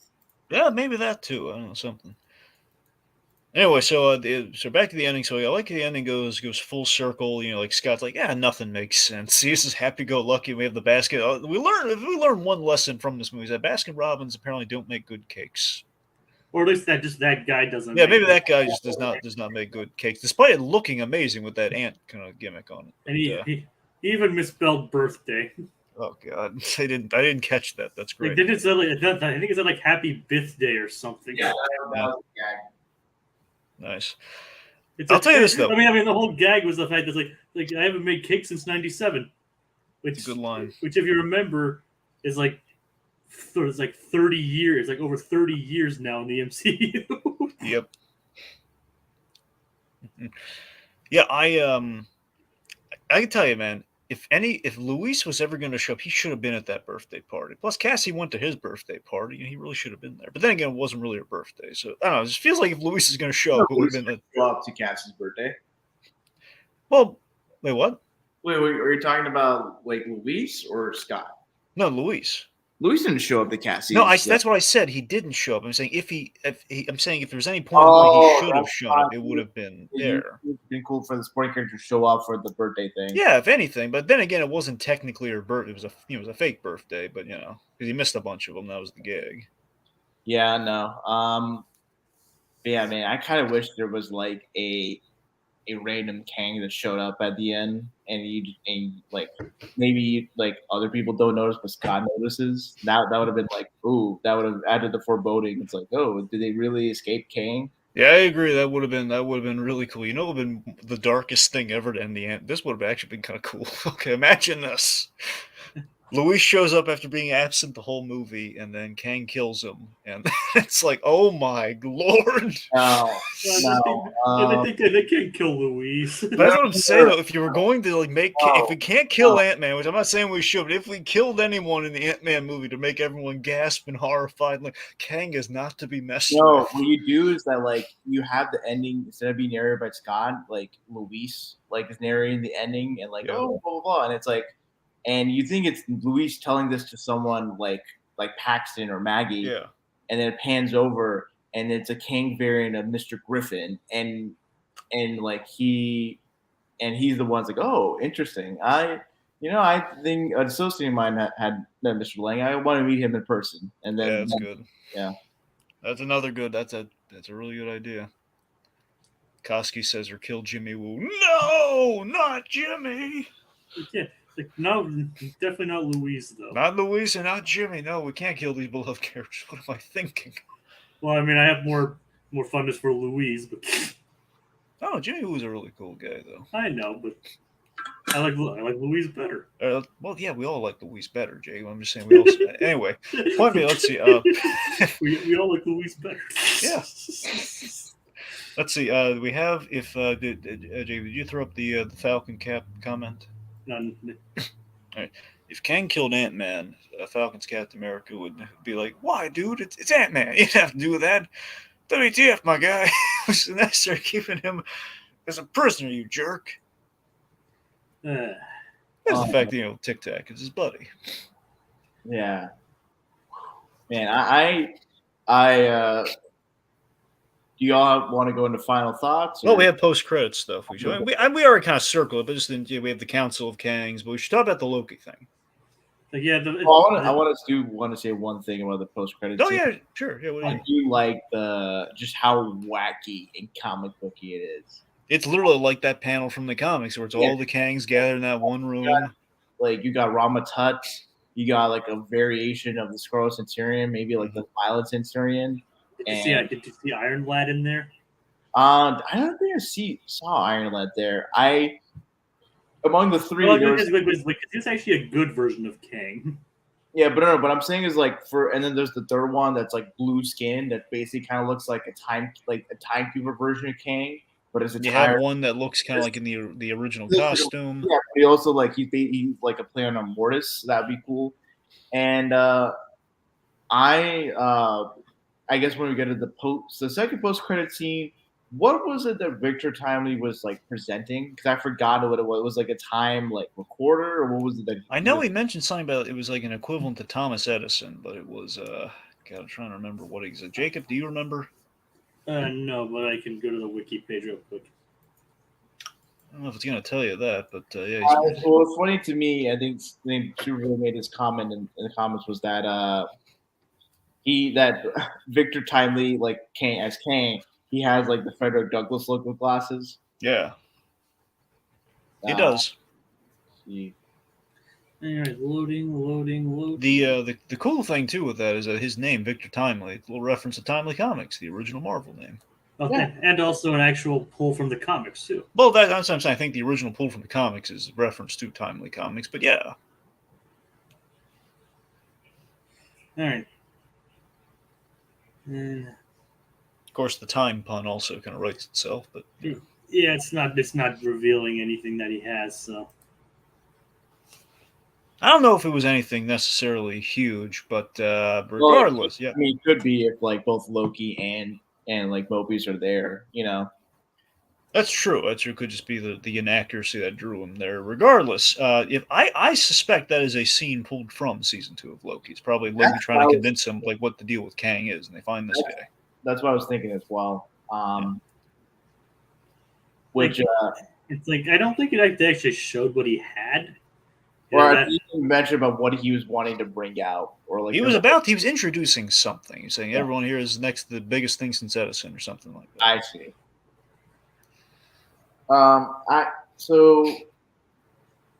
I do, if I may be given space, if I like to go into speculation theory, if you don't mind. Well, sure. I have go on, man. Take the stage. All right. So two theories of mine. Okay. The first theory is in regards to like the significance of Destin Daniel Cretton being the director for the Kang Dynasty. And I think back to like how Wenwu was portrayed in Shang-Chi and surprisingly the similarities between both him and Kang. The fact that they're both like conquerors that, you know, either are immortal in the case of Wenwu or not really bound by space and time in the traditional way like Kang, and that are just like conquerors that are just taking over, and they have technology and resources that put them like a class above anyone else. And then another thing was that, you know, both characters, or at least one variation of Kang, you have like, you know, they're, you know, after their conquering days, they have like a secret organization that influences the world in some way, like with a TVA for He Who Remains and the Ten Rings for, you know, Wenwu.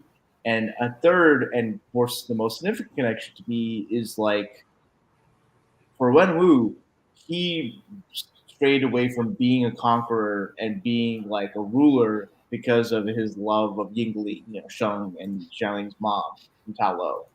And in the comics, like Kang has a love of his life for Rowan Renslayer, and they have a complicated relationship.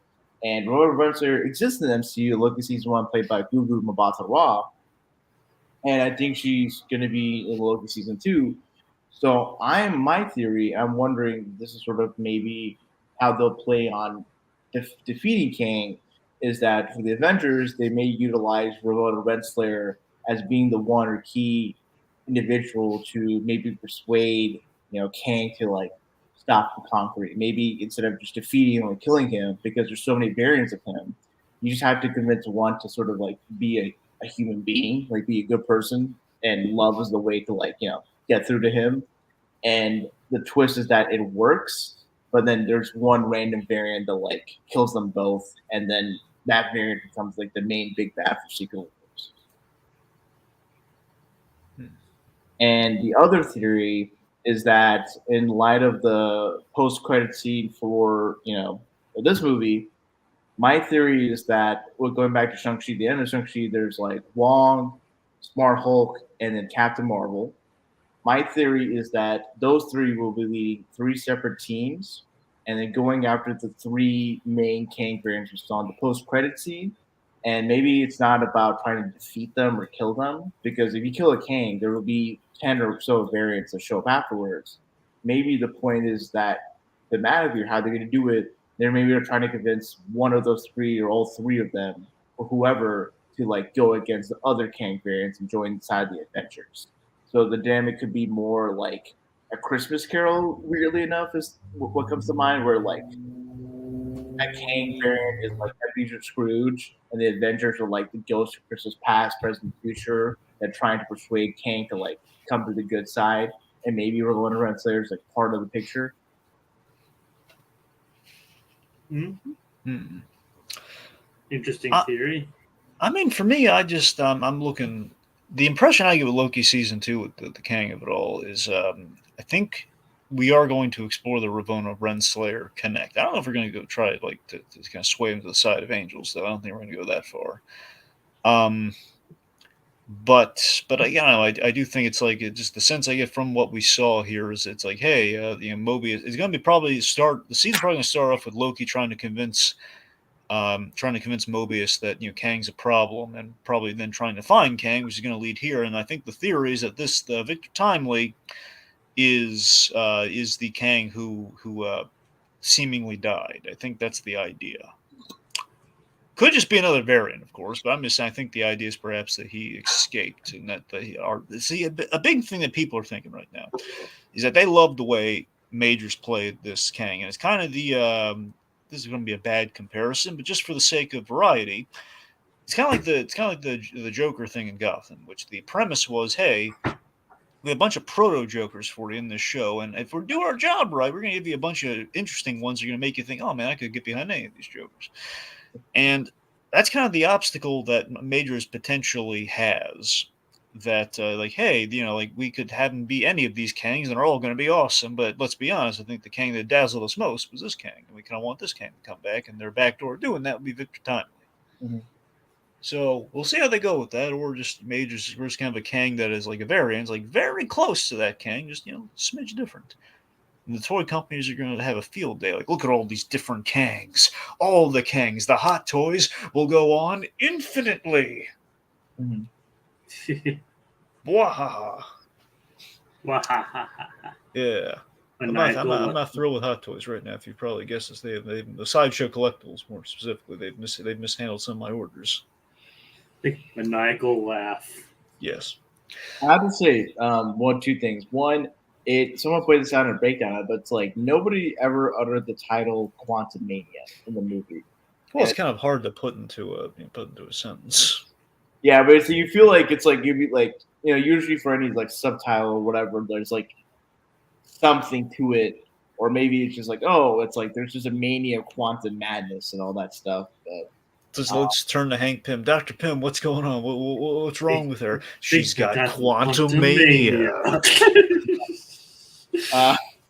Space madness. What do y'all think of Catherine Newton as Cassie Lang? I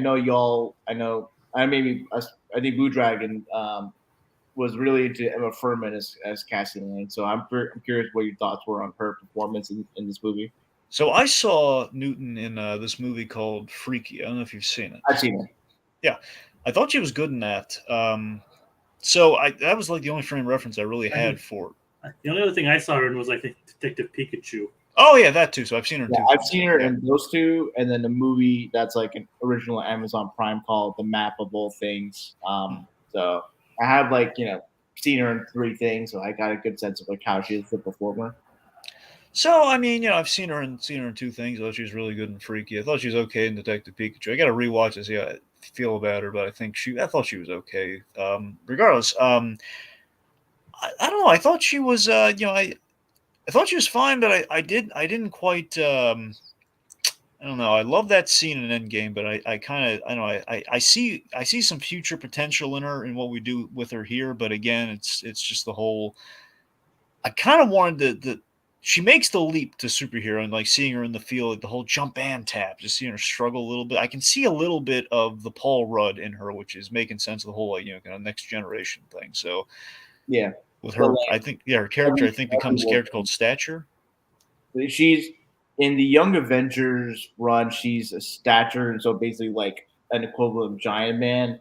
And then when Astonishing Ant Man like starts out, like Rick Spencer's like comic in 2015, she takes on a new identity as Stinger. Oh, Stinger. Okay. Yeah, Like So I think she'll probably, yeah. because that man goes, "You goddamn, you Quantumaniac." You blow it all up. All of it. You he's a blow it up. maniac. Whoa, oh. Okay. So be a maniac, a quantum maniac. Yeah, no, I liked her for the most part. I think there's just certain lines when certain line deliveries I felt wooden, and I think part of it is that like I think for Catherine, this is like the most VFX movie she's been in, and I think back to where for the actors in the Star Wars prequels and Ian McKellen The Hobbit, they really struggled with acting against like green screen, blue screen, even like VFX and all that stuff. Well, to be fair, there were a lot of practical people on set for the other characters, though. They were, but like in terms of running a performance, when I mentioned about John Demetrius being classically trained, I say this and that for actors that have experience doing plays.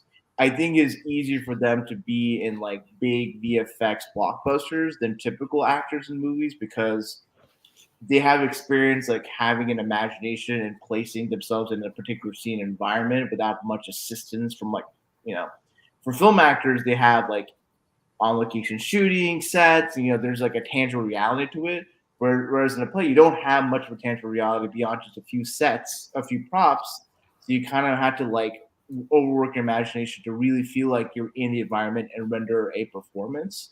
So for Catherine Newton, it felt like to me when she was saying, "Oh, like dad," like sometimes when she says "dad" was like very wooden, and I think like her facial reaction, emotions just weren't like fully expressive. I think it's really because in such an like VFX environment, like there's the volume you can see what's around you, but there's a difference between seeing the environment and not having like a necessarily like a solid understanding of the context of like what's different about that environment and how you're supposed to react.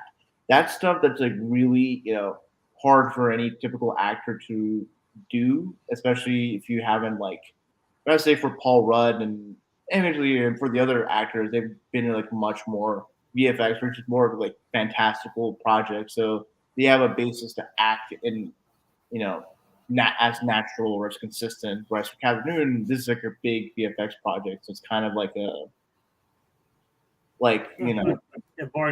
barring Detective Pikachu. yeah, well, but I think as compared to the other female actresses, like they were in more like on set, on location, areas. So there was VFX, but this movie had so many VFX shots that I think there was like maybe just like a solid ground, and everything else was just like green screen volume. But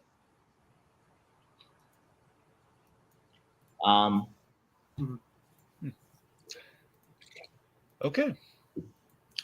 Well, I mean, I don't really think there's aside from just kind of general like kind of Kang stuff. I mean, I think one thing you did bring up though. I mean, it sounds like I'm pretty sure. I think the idea that you laid out, if I have it right, that the connection between Kang and the rings, with the whole like what the heck are these rings, where they come from, the whole 31st century technology thing, would track. It would be interesting. That'd be a way to go. oh, I didn't make that connection here, but I remember the structure. Yeah, I did. It's like that. Well, I made the point about like it being like Eternals or like the 10 cities for like Iron Fist, but Right.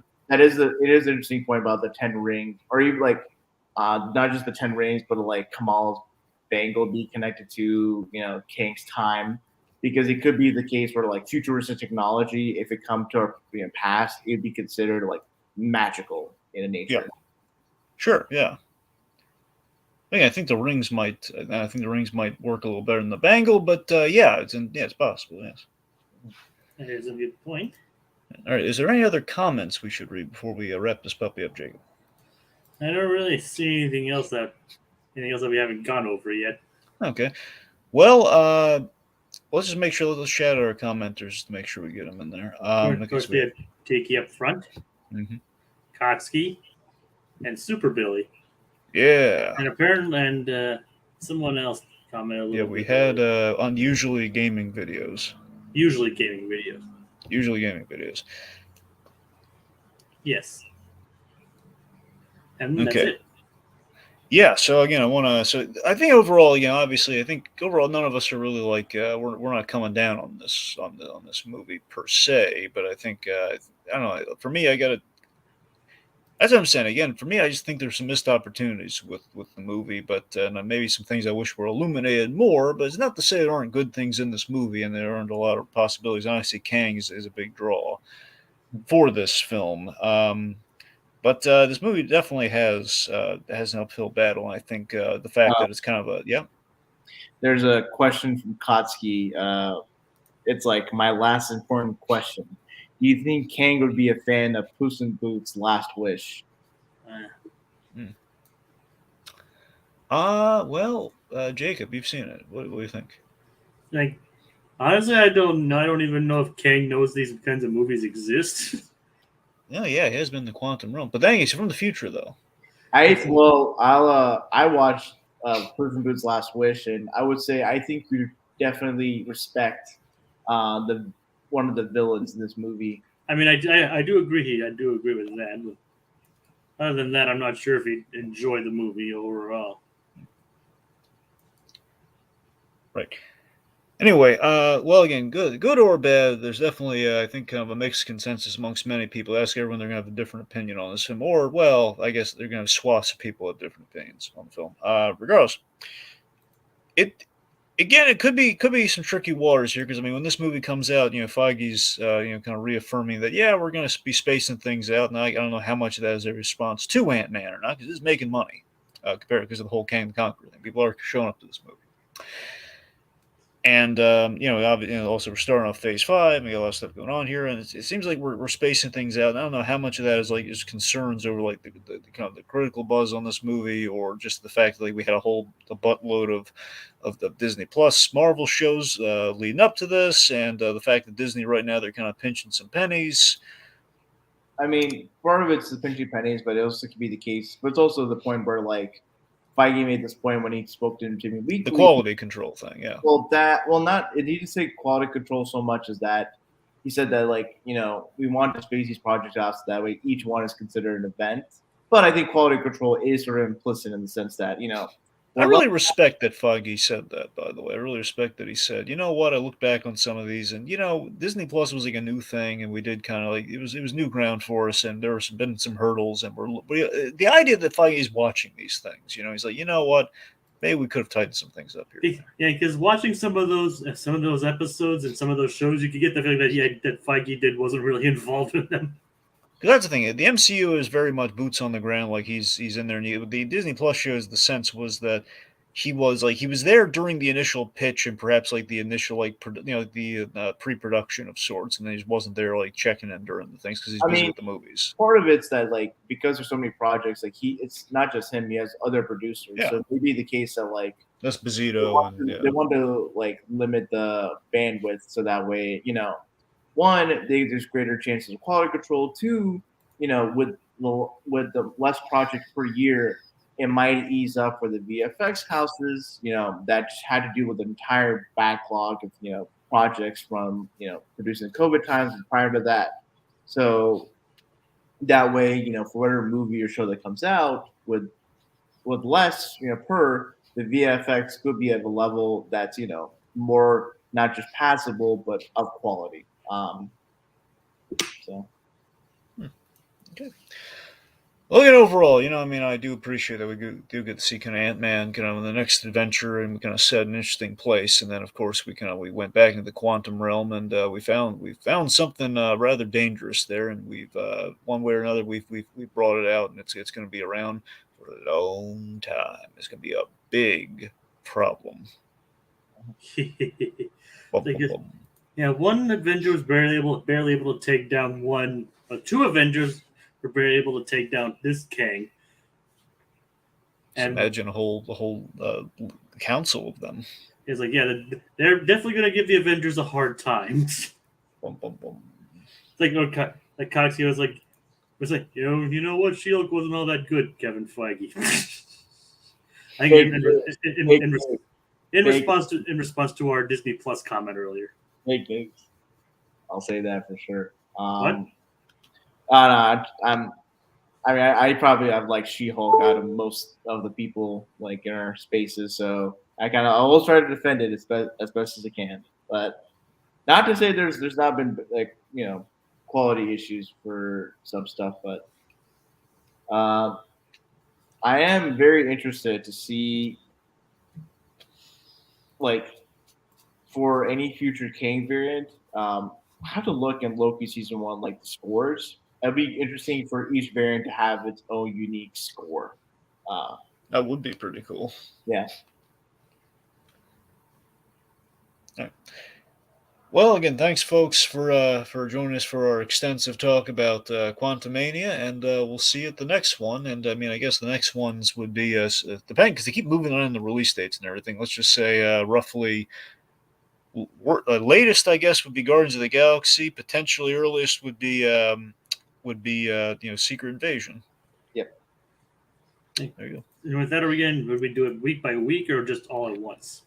All right. Well, I don't want to announce that right now. Probably, possibly week by week, but let's just say that it's a little indeterminate right now.